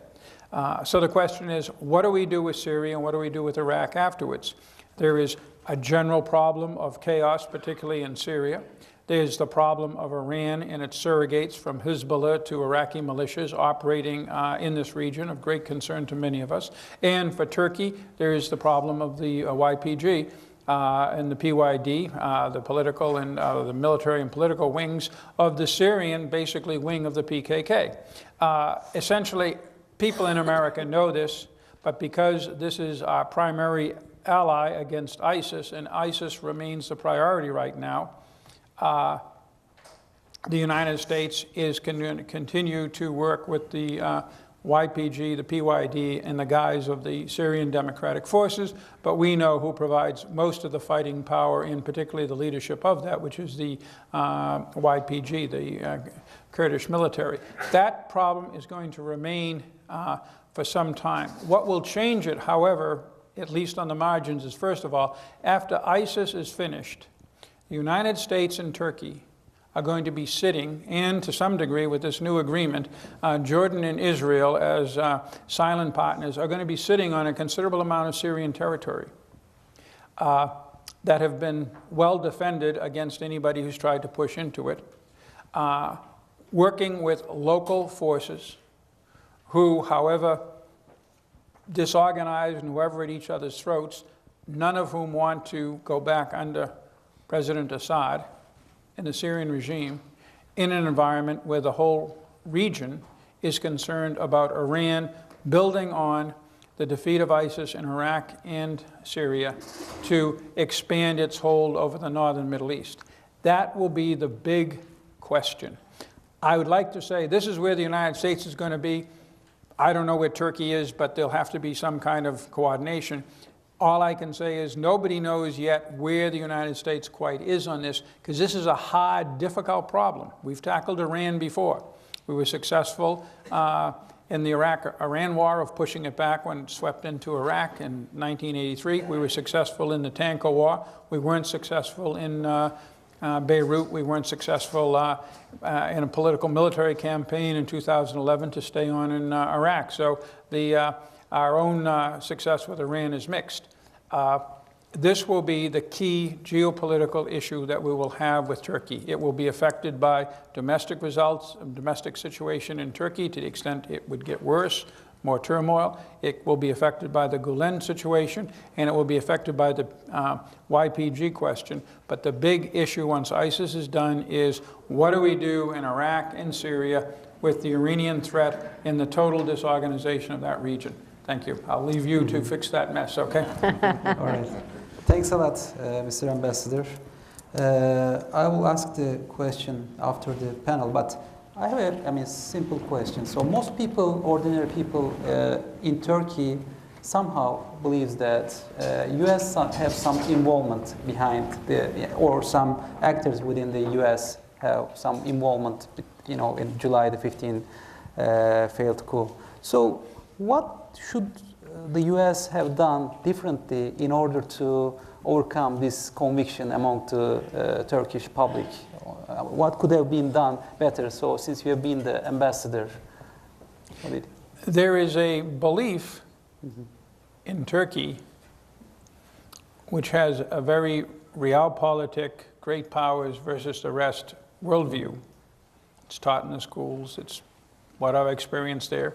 And my worldview is not all that different from that. But it particularly sees that great powers don't like competition. Turkey is competition, so therefore ever since Woodrow Wilson advocated an independent Kurdistan, I've never heard an American, other than those of us who've served in Turkey, who knows that fact. And I've never heard a Turk who doesn't know that fact. So this is there is this general feeling of suspicion that the United States is always trying to clip Turkey's wings, to deny Turkey its rightful place in the sun. Turkey isn't the only country that thinks this way. Putin famously believes the greatest disaster of the 20th century was the collapse of the Soviet Union. And even the Germans, who in many respects have learned from 1933 to 1945, often feel that their historic and natural role is being inhibited by the United States. It's just a normal feeling. And thus you have to try doubly hard to react to it. again, through no deliberate fault, the Obama administration was a few hours slow and a few adjectives short of an immediate response. Immediate responses are important in diplomacy. Putin got it more right than we did, and that's embarrassing. And so I think that we're just going to have to live with that. It just deepens a suspicion that was there long before this administration and long before President Erdogan. Thank you very much. So our second speaker is Nurşin Güney. She will try to get into the backgrounds of the security situation in Turkey before the July the 15th coup, and some of the major discussion with regard to Turkey's vulnerabilities in that area. So, okay, thank you very much. First of all, I would like to extend my special thanks to the organizers to make me part of this important event today. Of course, especially after July 15th coup attempt, so many articles were written both in media circles as well as in academics, wondering about what would be the main contours of Turkish foreign policy, the conduct of Turkish foreign policy in the aftermath of July 15th. Of course, this was, as being a domestic disastrous night, of course had enormous effect in determination of the main contours of Turkish policy, but this was not the only one main factor that determined the outcome. We need to look at the geopolitical conditions and the shifts that has realized both in regional arena around Turkey as well as the global polarization that we were witnessing in the last few years at least. And in this regard, we know that so many judgments were made, especially regarding to AK Party's conduct of foreign policy, starting with 2002 onwards. And it was divided into two periods generally, like the first period was 2002 up until roughly 2013. And this was the period that was mostly labeled or described as the foreign policy that was in conduct was by the criticizing fronts, of course, as adventurous. It was identity-based, meaning Islamic values ridden one, and also an expansionist one. And according to this derivation, it was asserted that this mode of action of Ankara in its foreign policy has brought problems both in the region as well as beyond. And the second period, or the second phase of conduct of foreign policy, was also marked with the change of things that has happened both in Turkey domestic-wise as well as in region and beyond. And in the region, it was just right aftermath of Arab Spring, and so the counter-revolutions that led this revolution to return from spring to the winter. This was the main turmoil that brought to the region, where we have seen all these civil wars and fractured situation that came out of this event, especially in the MENA region. But at the same time, we have seen that a new policy was waged in Ankara due to the change in command in domestic governance. And this time, it was thought that this period was judged by the critics again as this time that Turkey has returned back to its previous roots, meaning risk-averse policies, more cautious one, and less ideological one. So, as against to this, we have seen a third one coming up, especially when Turkey, after a period of living a little bit isolation in international field, tried to normalize its relations with Russia and together with Israel.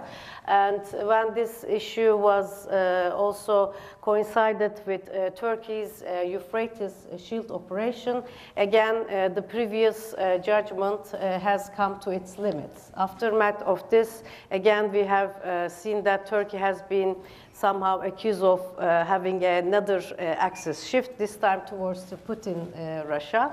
And so all these kind of judgments that came out of was mostly focused on 2 points. One factor was bringing down the conduct of foreign policy to one person. Characteristics, meaning previously it was the Davutoğlu, and this time this was our President Erdogan. So, also it was also associated with identity-based explanation, which is the AK Party's mainstream as Muslim identity.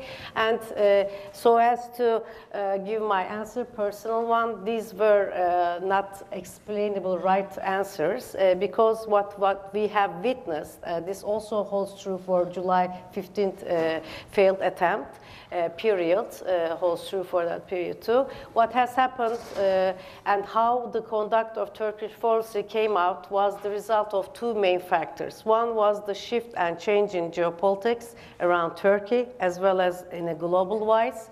And that is how beforehand it was the end of the Cold War years that Turkey had accumulated in last 20 decades after math of the Cold War years, the capacity, and it was the end of superpower overlay that gave breath to the regional powers to be active in their regions. This has standed till the end of Arab Spring, and that is how Turkey has conducted the instruments of soft power, basically, as well as a constructivist approach in its conduct of foreign policy. But all these tools have become ineffective. What we were witnessing beyond our borders, especially in the Middle East. The turmoil, the civil wars, the terrorist attacks, and Turkey was bordering more than 900 kilometers with Iraq and Syria, and where she once all of a sudden has become somehow become a threat emanating from this region, the terrorist threats that I'm meaning, and also she had to deal with all plots and coup attempts and terrorist attacks inside by PKK, and we have been hearing the cities in the south being somehow hit by the Katyusha rockets by Daesh or ISIS. And this was the situation, and in the midst of this all complex situation that Turkey was dealing, trying to manage the crisis-ridden region's externalities, the negative effects to it, we have experienced that night, July 15th of COP, and since then we have very naturally seen that it has already started actually before July 15, that Turkey, due to the change that I have explained to you, both domestic-wise and regional and global-wise, tried to adapt and reset the main contours of its foreign policy. And the derivation that I have got, she has since then decided to apply defensive neorealism or realism, which means Turkey was there to somehow secure its border security, first of all. This was the main thing. And inside and outside coming threats, she was trying to develop, as our Turkish President Erdogan has said, a new strategy, a new security paradigm that was put forward, and that was a preventive security paradigm where Turkey was not there to wait until the threat, the origin of the threat comes to our borders. It was about to react beforehand wherever it arises. This holds true both domestic-wise as well as for outside of our borders. So it is very simplistic. Turkey is there, as the defensive realists say so, to maintain its status in the region. It is not expansionist at all, as they somehow question after Euphrates Shield operation and its insistence to become a part of the operation that was supposed to wage against Mosul in Iraq. She was there to defend itself in a defensive realism way, which is it was going to be a moderate way of acting. and also reversed actions. That means she was there to be interest-based alliances, ad hoc alliances from now on. And of course, she was not denying the soft power tools at hand because we have a list of examples that we can give up. For instance, the refugee deal, the refugees that we hosted nearly counts to 3 million in the 6 years of civil war in Syria, and others, the donors, the donations that have been made by Turkey to the developing countries who are in need of. And also, Turkey has tried to hasten its hand in the soft power politics, especially after July 15 coup, to replace, as it has been mentioned this morning session, what Gülen's schools and, in educational wise they were trying to do. And that is how this educational union came into fore. And we have also bring out other examples. What I'm saying is that she's trying to also be influential not only in cultural and business-wise, also tries to be effective as long as it can in educational-wise in abroad. That I can say. How many minutes do I have? Just about to finish. Maybe I will stop here and let my colleague to follow up. Thank you very much for your patience. Thank you very much. So, Professor Güney, I have a short question. So, grand strategists usually underestimate the role of domestic politics in major strategy decisions. So, do you think the July the 15th coup attempt had a strong or influential role in Turkey's change of grand strategy, especially with regard to relations with Russia or US, or is it just the normal course of events and this just accelerated the process? What do you think? Well, actually, it depends on our allies. As well. Turkey as living in a geopolitical situation, neighboring with a strong country, not a superpower maybe of yesterday, but Russia, who has a veto power at UN, General Security Council, as well as a nuclear power. And regarding the situation of Turkey having dependent on, importing energy mostly from Russia, is a factor, and the trade-wise volumes of relations between the two. I mean, Turkey as being, there is no change in its map of Western orientation at all. So that is there too. But the July 15 coup has somehow brought a little uneasiness, especially on the behalf of Turkish people, because they were expecting to West, as Ambassador has mentioned, to act very quickly to make their position that they are siding with Turkish demands for democracy, that they prove it on the streets, how they stop the coup, the plotters by losing their lives or wandering themselves. But as I said, there is not much change in terms of the main contours of foreign policy, but you need to reset yourself as Turkey, being in this troubled region. You need to balance your relations all the time, but this depends on how the neighboring countries, the big and small ones, are acting. So it's very normal to diversify your relations as it's energy security wise you do it. This is the way I will explain it. Thank you very much. So Colonel Richard Utzon is an expert in defense policies. So we usually don't see what's going on in Turkey when we are within this the warm environment. So how does it look from the Washington D.C. and in comparison to maybe other cases? I mean, what is the the direction of Turkey's defense policies? Well, first off, I'd say there are no other cases to which this can really be compared. So get that part off the table. It is sui generis for sure. And let me also start by saying thank you to SETA for arranging this very, very important event on the one-year anniversary of what was a really monumentally important event, not just for Turkey, but for the Friends of Turkey. And I think we all fall into that category here. I was new into my job at the Department of State, and I should point out that I have the Department of State's permission to be here, but I'm not speaking for the department. I'm speaking for myself as someone who has studied Turkish politics and security and the bilateral relationship for about 28 years now.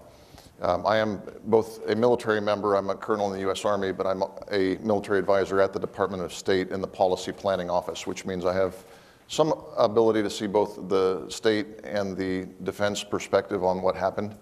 It was the case that I had just started this job when this happened on, I actually came on the 5th and then on the 15th, of course, the coup attempt took place. And one thing I would, sometimes I do feel in this relationship between Turkey and the U.S. that there's a lot of what amounts to being a marriage counselor. It's to develop empathy for one another on both sides. And believe me, we do that when we explain Turkey and the United States. But we also have to explain a little bit about the American system and reactions to our friends in Turkey. And in this case, I think maybe a little bit more so even than the ambassador, I totally understand why we were slow to respond to that. Because the event that happened on the 15th of July, to understand that for an American, and remember, very few of us pay attention to international relations on a continuous basis. As a country, that's true. And even those of us that do, typically don't just follow one country, we follow a region. I do much of the Middle East and some other countries outside of it. I do spend a lot of time thinking about Turkey, but even those of us who know about Turkey a little bit had a hard time following all the dynamics that led up to this. It requires, first of all, that you understand the struggle between the AKP and its former allies in the Gülen movement, and how that played out in the courts and the judiciary, in business and military and other places. It requires that you understand the factional struggle that evolved within the Turkish military and other security forces over a 40-year period. It requires that you understand a little bit about the dynamics of the Syrian war and how that affected both governments, the United States government and the Syrian government, and how bad and how tense the relations got between the two by the time that we were in last summer's atmosphere. And it requires an understanding of the opaque linkages in this, what's been described earlier as a mafia-like cult, the Gülen movement. So just on the Gülen movement, let me say this for Americans here who have had some experience with the Gülen movement, and there are many because they had very active outreach, and for all I know still do. They had trips that they sponsored for people to travel. They, for many years, did supportive work for what Turkish diplomacy writ large was trying to do by introducing people to Turkish culture and folklore and things like this. This is a very benign face of that organization. Now, if you believe that it's a multi-level organization that has a social component, a business component, and then it gets up into smaller components that maybe even everybody in the organization doesn't know about, which is where I fall on this issue, I think there's probably people that are part of the organization that did not know what was going on in the security portions of it for military intelligence and judiciary and so forth. So if even people who have followed this struggle between the Gülen movement or FETÖ and the Turkish government, and before the Turkish government, the military, then how much harder is it for Americans who don't follow this to understand that, especially when the face that they have seen of that organization is a fairly benign one. So you'd have to have understood all of those things to have reacted in time. And first of all, I'll be the first to admit this, in the months before the coup attempt, there were some newspaper articles starting to come out where people in the US were saying, well, the Turkish military is unhappy, there's gonna be a coup, there might be a coup. I was one of those who said it's impossible. And I'll stick by that. By the way, I like Hakan Hoca's explanation that this was not necessarily a military coup, this was a civilian coup that was played out within the military. Because frankly, I did not think it was possible that the military in the top-down, unitary way that Turkish military coups happened before, that just would not happen because civilian control of the military had been strengthened so much in the preceding decade.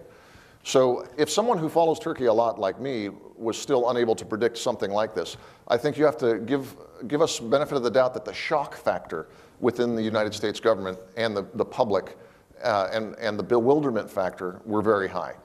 I'm going to generalize here and say that in the ensuing year since the coup, there's still a lack of detailed understanding. Most of the sources, we talked a little bit about the documents from the Parliamentary Commission in Turkey that looked at this.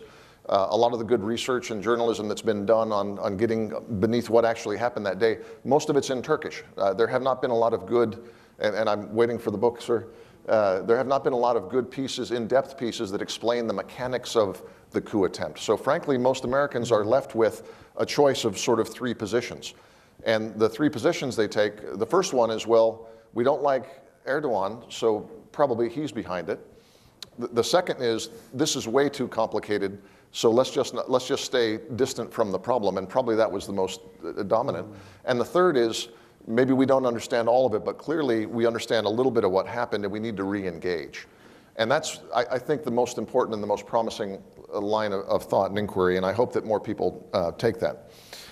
For me, the two conclusions that stand out from the coup at the distance of a year is, first of all, understanding that to an unprecedented level, there was a factional war within the Turkish military for control of it. And even for those in the United States who are not willing to say that Fethullah Gulen himself knew and designed the entire thing, initiated it, pulled the trigger, as it were, they have to see the relationships between the faction that was at the center of this coup and that movement. And I think that should help to take some of the energy out of the suspicion that somehow this was really done and manufactured to be instrumentalized. I'm not saying that it hasn't been instrumentalized, and I am on the side of those who say that the quicker that the investigations and the punishments can be done and gotten past, and the quicker something like normal politics can return for Turkey, the better it will be for the bilateral relation. But it will help our views and our support to that process to come to that understanding, that it was a real factional war within the Turkish military. So one of the things I want to talk about as someone who has, over the course of nearly 30 years now, served on several occasions with the Turkish military, is to address the military and security aspects of what came after the coup. Because there were many, many voices in the US who said, the Turkish military is finished, it's done, that it's crippled, it cannot be relied upon, it lost too many pilots, too many generals, you heard that early on in the special forces, it can't be a successful partner in the war on terror. Some of those allegations were made. And I think that the good news in the course of the last year has been that despite very real damage that was done to the Turkish military, and Yashar Pasha, of course, helped us understand that earlier, they have made great strides in restoring the combat capabilities and the institutional capabilities of the Turkish military. It's pretty amazing that just a little bit over after a month after the coup had been done, that there was this major operation of defensive neorealism in Euphrates Shield that requires a significant ability to project power and to work with allies. Now, it's not an uncontroversial operation in terms of how most Americans view it, but then again, most Americans don't understand Turkey's unique geopolitics. The fact that such a successful period in the counter-terror campaign in the southeast against PKK was carried out is also very impressive. But people know less about some of the other things that are going on, such as the fact that in the last 2 to 3 years, Turkey's defense industry has taken great strides as well. Turkey's producing its own military satellites now, its own unmanned aerial vehicles. The Turkish military, over the years I have been following it, has turned into truly a first world force with some very cutting-edge technologies. Now, in a sort of ironic sense, some of the outcomes of the coup and the reforms that followed the coup may continue to professionalize and make stronger.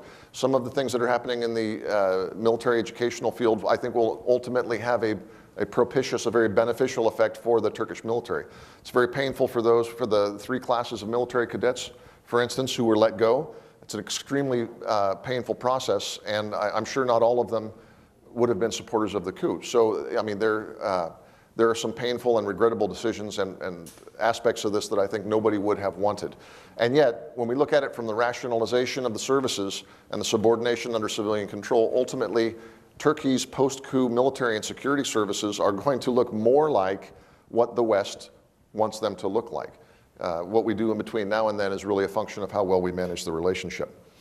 And I just want to end with this. I served with the Turkish military in 3 very distinct periods of time. In 90 to 91, I was there when or at the end of the Cold War period. I was an American artillery lieutenant serving in Erzurum, not too far from Bayburt, so I know at least where Bayburt is. In 2001 through 2003, I was in Ankara at the Office of Defense Cooperation, and then in 2009 and 2010, I served in Afghanistan as a liaison officer, irtibat subay, with the Turkish brigade that was in eastern Kabul, and for a month, I was actually made the chief of staff of that brigade when its colonel became ill. I had seen over the course of those 3 decades changes, and not always good changes. And I will tell you that by that last assignment, it was clear that there was something wrong with the culture within the Turkish military. And there were groups within that headquarters that clearly did not talk to other groups within that headquarters. And I'm not going to tell you that I could pick out who was a crypto-FETO or not, but there was a sense that the formal chain of command was not everything that determined how the business was going to run. That was an illness within the body of the Turkish military.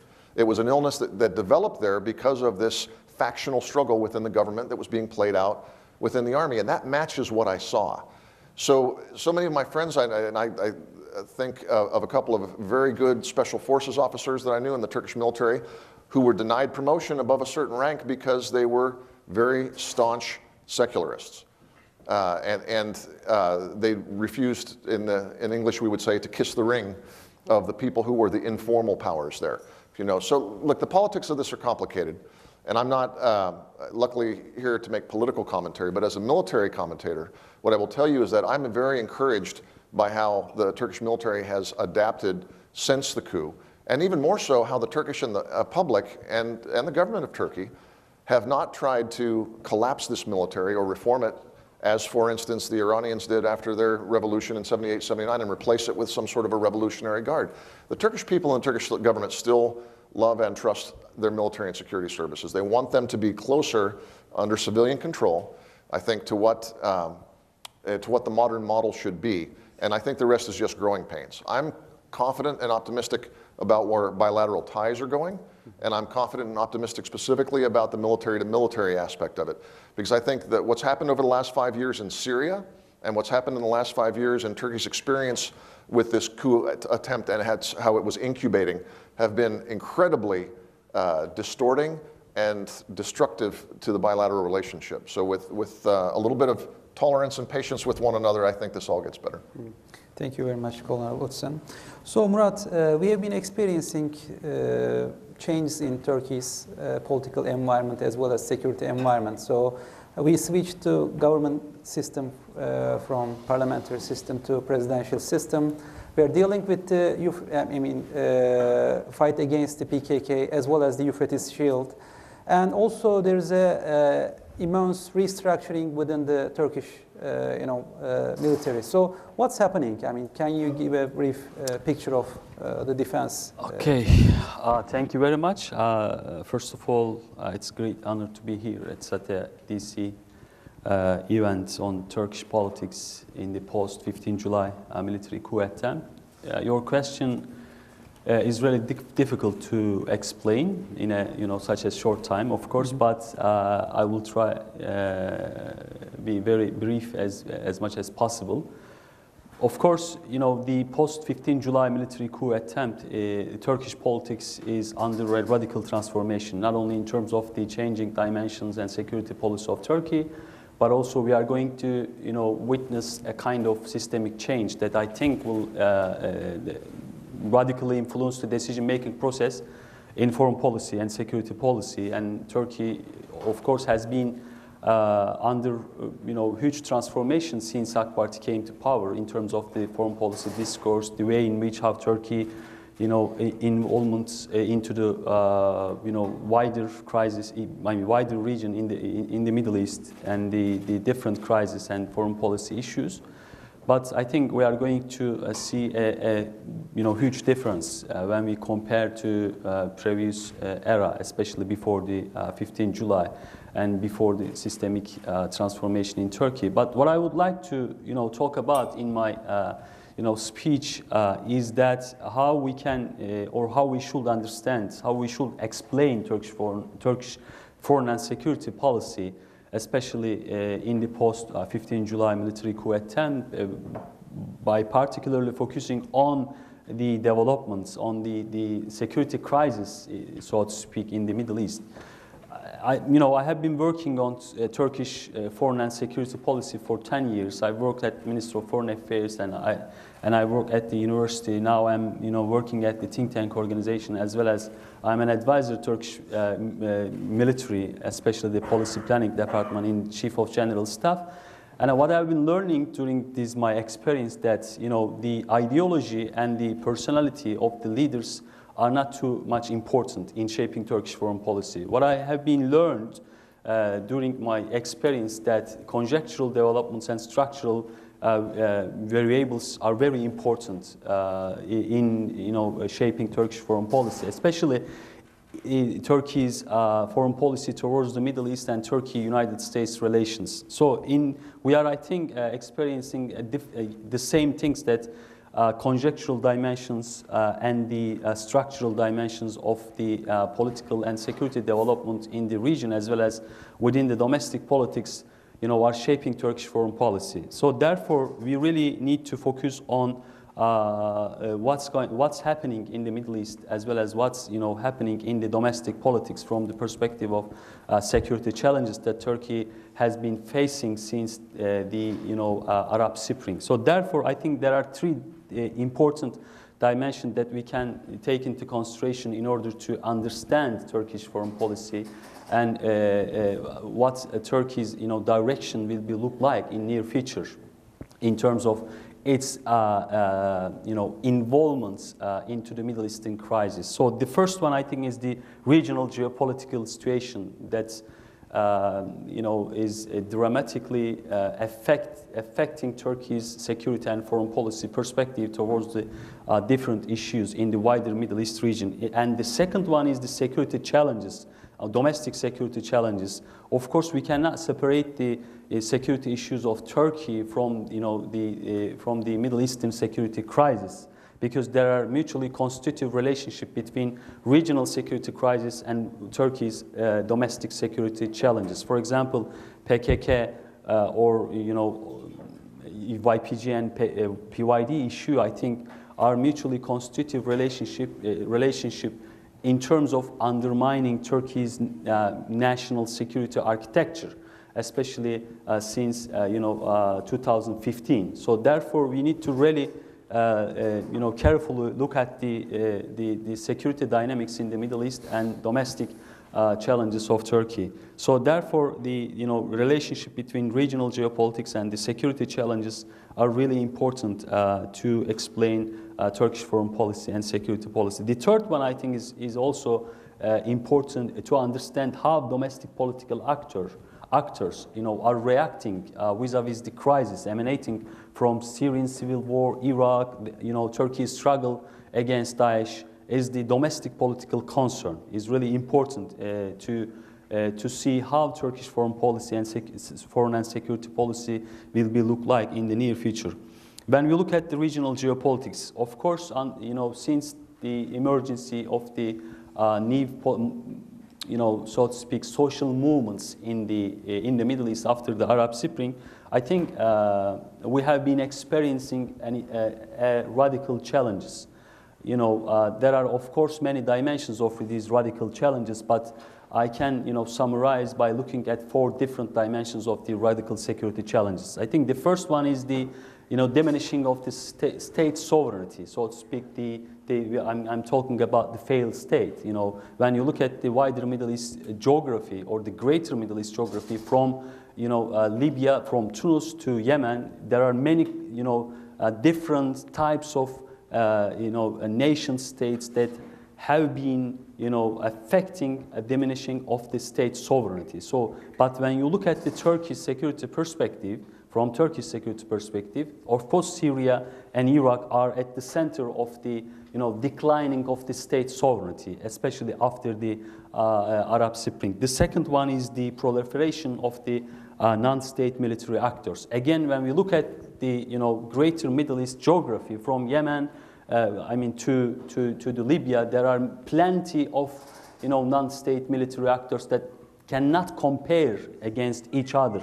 There are many, religiously based fundamental non-state military actors, as well as there are secular, non-state military actors such as YPG, but all these kinds of non-state actors are challenging, you know, so to speak, Westphalian notion of state system, because they are challenging the sovereignty, they are challenging the borders, they are challenging the, you know, social cohesion of the nation state in the region. I think the third one is the tragic rise of terrorism and radicalization. This is, or if you like, violent extremism. All the states in the region are experiencing the violent extremism. Turkey is, of course, no exception in terms of experiencing, you know, the religious based, radicalization and ethnic-based radicalization. You know, most, you know, people from outside Turkey only focus on the, you know, religious radicalism, or if you like, in Turkey, by taking into consideration the rise of, you know, ISIS network in Turkey and so on and so forth. But when you look at the other cases, especially the PYD and PKK in Turkey, we should also, you know, talk about the rise of ethnic radicalization in the context of PKK. And this is not only in the discursive level that we, you know, are experiencing in Turkey in the context of the PKK. We are also facing an institutionalized, you know, rise of ethnic radicalization in Turkey that affect also social, you know, context of Turkish politics. The last one, with regards to the you know, regional politics that, you know, affect Turkey's security and foreign policy, is the, you know, pressure on the border. When you look at the, you know, Iraq and Syria, for example, the Syrian civil war became a very complex, you know, Syria is divided into 5 different sections or geographical zone, and many you know, non-state actors are operating in this geography. When you look at the Iraq, there is also a border issue. So therefore, in this context, I think what are Turkey's priorities in the context of, you know, coming future with regards to Turkey's regional foreign and security policy. The first one is securing Turkey's territorial integrity and the border security. I think this is one of the important dimensions that Turkey is going to act in accordance with the, you know, requirements of the territorial integrity and border security. We have been experiencing all the huge transformation in Turkey's border security as well. When we compare to the pre-Arab Spring period, we had a very liberal understanding of border security before the Arab uprising, but now we have a very, you know, securitized border security that, you know, we are constructing a wall alongside the Syrian border. I think this will make a huge impact on Turkey's foreign policy, especially vis-a-vis Syria and Iraq. And the third, I think, the second aim of Turkey is the increasing the number of countries that Turkey can work together, especially after the new government came to power. So finally, of course, you know, in order to develop a comprehensive strategy for Turkish foreign policy, Turkey needs to work with, of course, its allies, but in order to develop new understanding in this context, we do not only a comprehensive strategy in dealing with the terrorism, especially against PKK and ISIS in the region, but we need also a common strategy that we can work together in defeating, you know, international terrorism in the context of the Middle East. Thank you. Thank you very much, Murat. So I think we have a little bit more than 15 minutes for the discussion. So I'll have a set of questions from the audience. So yeah. I'll be happy if you introduce also yourself. Mm-hmm. Howard University. Thank you very much for a very good panel, as good as the one in the morning. I wanted to ask Professor Guni a question about defensive realism. I mean, it makes sense, I think it makes sense to characterize to characterize Turkish foreign policy in those terms, not just after the coup, but since the sort of the return of authoritarian states in the Middle East following the very mixed outcomes of the Arab uprisings. I mean, before the Arab uprisings went wrong, Turkey presented itself as a model for a secular Islamic democracy. That was far from being defensive and also realist. On the contrary, I mean, it was very idealist in terms of what it said for the region as a whole. And of course, the return of the authoritarian state made that not possible. And in fact, I would say, maybe the last speaker would disagree with me, that the fact that Turkish democracy itself is increasingly authoritarian reflects very much the influence that the region has on Turkey itself. I mean, I know no one wants to sort of make a connection between Turkey and the return of this authoritarian state, but at the same time, it seems to me that there's enough evidence to show that the influence between Turkey and the rest of the Middle East goes both ways and not necessarily in one direction. Thank you. Thank you. So we'll take a couple more questions. You and you. Thank you very much. I just wanted to ask a very specific question, and probably this would be in the first instance in the category, in the area of Ambassador Jeffrey, but others may have a comment too, and that is, why hasn't the U.S. extradited Fethullah Gulen?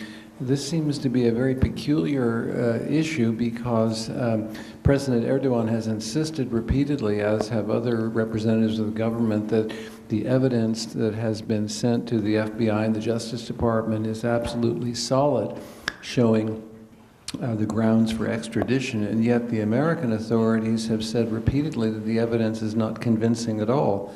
So in the center, there's quite a mystery here. So I will also get questions in the second round from this section, so please.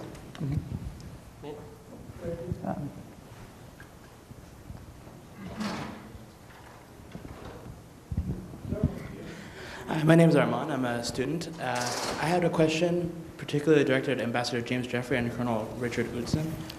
It seems that we have a situation where we have to work with some actors on the ground in Syria, which is complicating our relationship with Turkey. But ultimately, the situation in Syria doesn't seem like an existential threat to us. So is it really worth it to pursue these relationships if we risk our relationship with a major NATO ally that particularly might be useful right now with our issue with Russia and Iran coming up?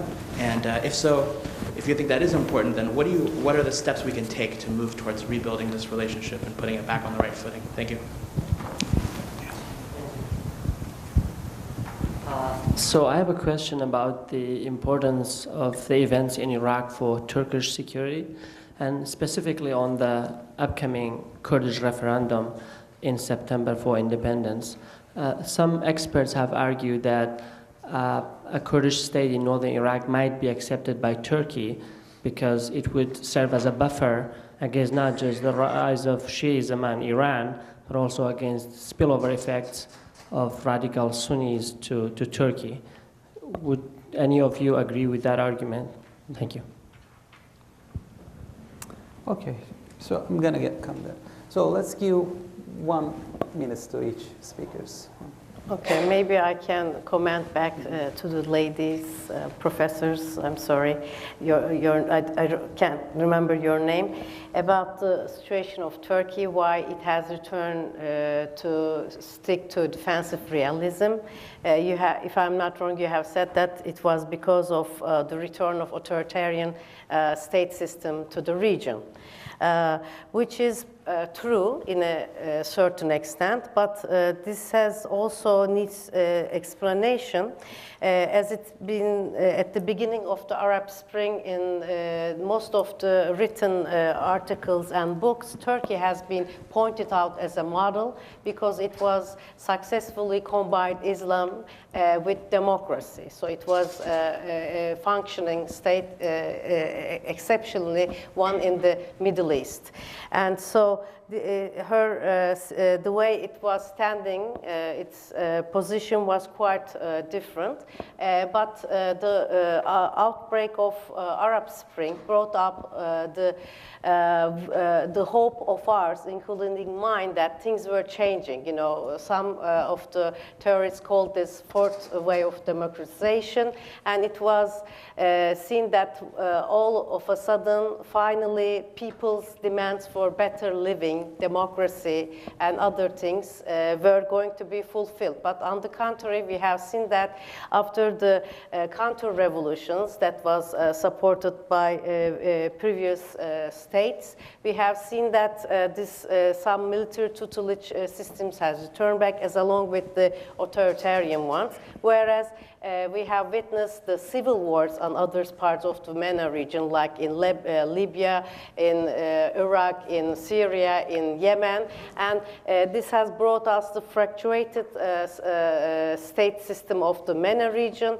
which breed this radicalism and terrorism. And Turkey, at the beginning of the outbreak of Arab Spring, actually stood at the right place in a historical moment, because it was thought that it could be somehow the old order of the Middle East was kind of breaking up, and it thought that with the peoples of wills, meaning the Arab states, when Turkey has sided with the people's wills for democratic rights and a better living condition, she thought a new regional order would come out, and this has not been realized. So this was the dilemma that we have faced, and since this region somehow is due to external interventions most of the historical times, and as well as no regional actor is most powerful than others, and as well as there is no regional comprehensive security architecture or a system that could stabilize the crisis, and this is where we ended up. So nobody is today talking about people's demands, about democracy. We're talking about where we are here about the radicalism. We are talking about ISIS, Daesh, and tomorrow, if we won't go to the dealing with the source of the conflicts that brought us here, as an international community, we would be just winding off the flames of ISIS in Iraq or Syria elsewhere, but we might be facing with this radicalism later on. Thank you so much. Ambassador. Sure. Start with the most difficult, the Gulen extradition. First of all, and I'm getting into legal territory here as well as government policy territory where my knowledge base is weak, but from what I've seen of this, first of all, Gulen has taken the U.S. government to court several times on cases including his claim to be a permanent resident that I would have thought would have been easy to beat down, but his lawyers were very effective beating the U.S. government. The Department of Justice does not like to lose cases, period. And they have a history of losing them with him. They're going to be very, very careful. Now, in terms of the specifics, an extradition treaty does not require the same beyond a shadow of a doubt determination by an independent judge, by a magistrate, that you have in a normal court case. But there are some special complications to this. First of all, if the defendant, in this case Gulen, can raise questions about the independence of the judicial system in Turkey, and look, my Turkish friends, much as I love the country, there are a lot of questions that can be raised. That is not a hard argument to make in an American court in 2017. Then the way to trump that, so to speak, is to show that there was an attack on the head of state. Now, that would also seem to be an easy case to make, but that's going to get into fairly specific questions of, did Fethullah Gulen know about the attempt? Was there an actual decision to kill the chief of state? And did Erdogan know about it? That gets into very complicated stuff that I haven't seen the proof, but I would be surprised if there's a whole lot of proof, because if you're going to do something like that, you typically don't leave a paper trail. Okay, second, since 1945, other than the Cuban Missile Crisis, the United States has not engaged in an existential conflict, and I include 9/11. Why? Because we learned from World War I and World War II that if you wait until you have an existential threat, it may be too late. So therefore, we defend forward in non-existential situations. This requires balancing them. I, too, would weigh maintaining our alliance system, beginning with Turkey, which is so important to us, and focusing on the bigger danger, on Iran, enabled by Russia in the Middle East, rather than Daesh. The problem is, all politics is local. The American public is, ever since 9/11, mesmerized by the threat of terror. As Barack Obama at one point said, more people die in their bathtubs than die from terrorist attacks in America. But he was the guy in November 2015 that decided he really had to up the pressure on Daesh for political reasons.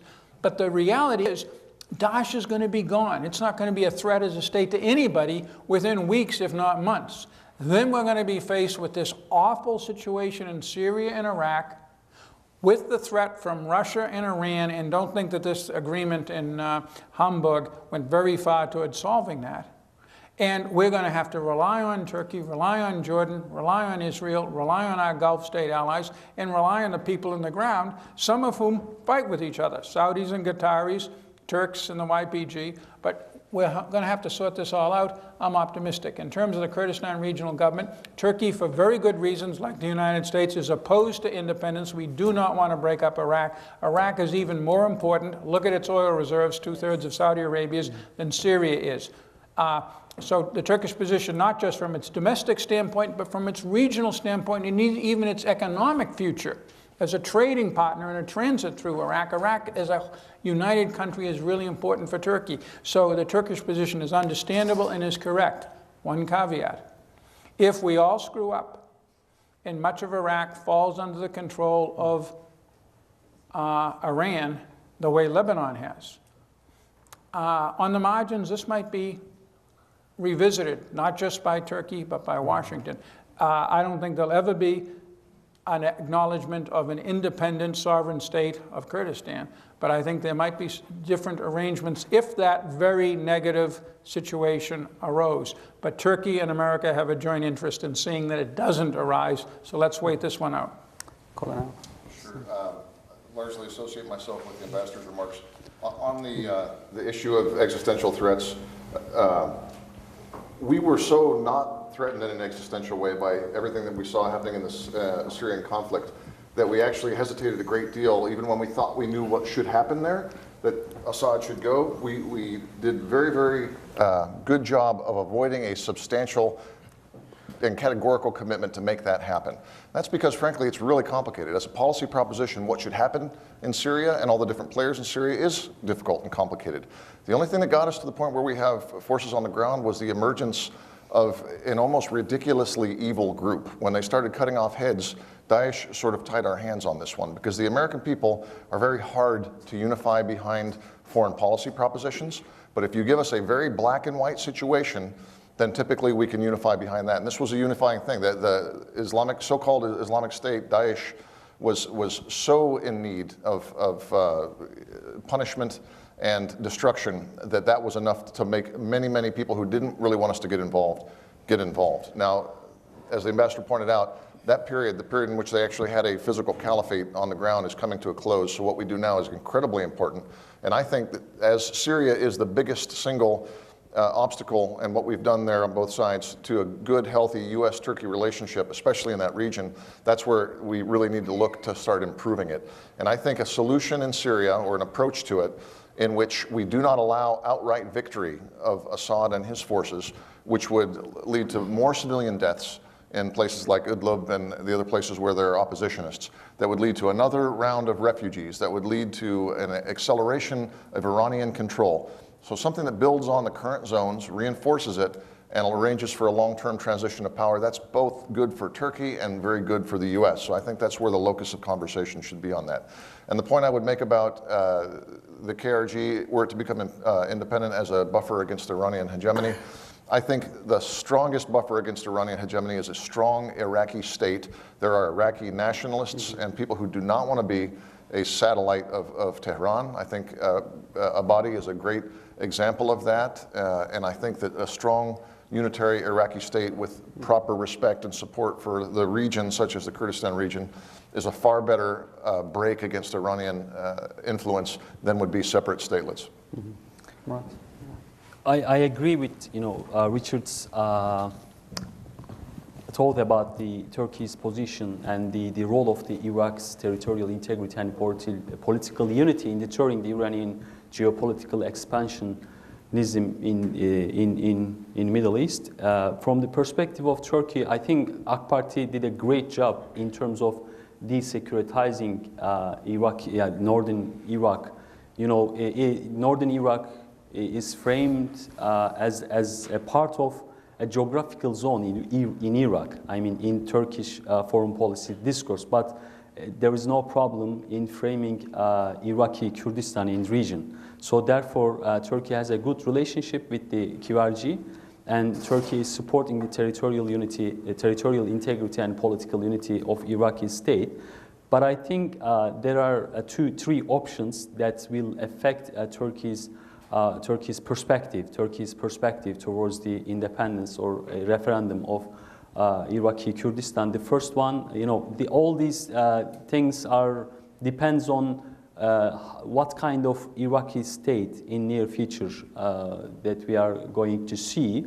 For example, if the QRG will, unilaterally declare their independence, this is going to be a problem for Turkey as well as other regional countries, especially Iran and other, Iraq and of course the United States. So therefore, I do not think that they will take this kind of steps. Unilateral independence, declaring unilateral independence. So the second one, the possibility of Iraq will turn a kind of failed state in the near future. I mean, it will, make a big impact of the Iraqi future in terms of the KRG's independence. The third option, I think, is much more important than they can negotiate with the central Baghdad government. And I think this will take also time for KRG and Iraq as well. Mm-hmm. We'll take a couple more questions, so please.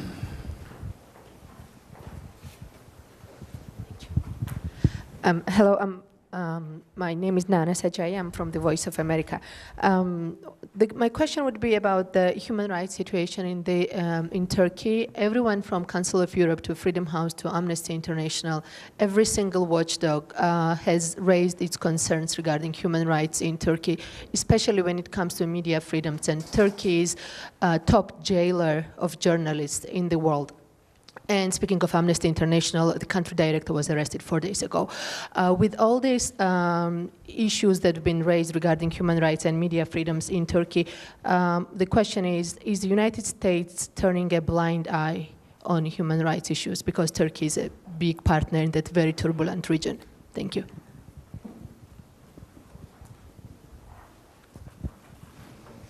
Okay, just Murat or I think you say. Just one quick response on that, because I do see the talking points that go in for all of our senior State Department officials before meetings with Turkish counterparts, as well as some of what we say in Turkey through our ambassador and the public messaging of the United States government. We have been very unequivocal in our belief and our encouragement to our Turkish allies that the quicker they can get to a full restoral of what we would consider sort of the normal human rights and freedom of the press environment, the better it is for both parties.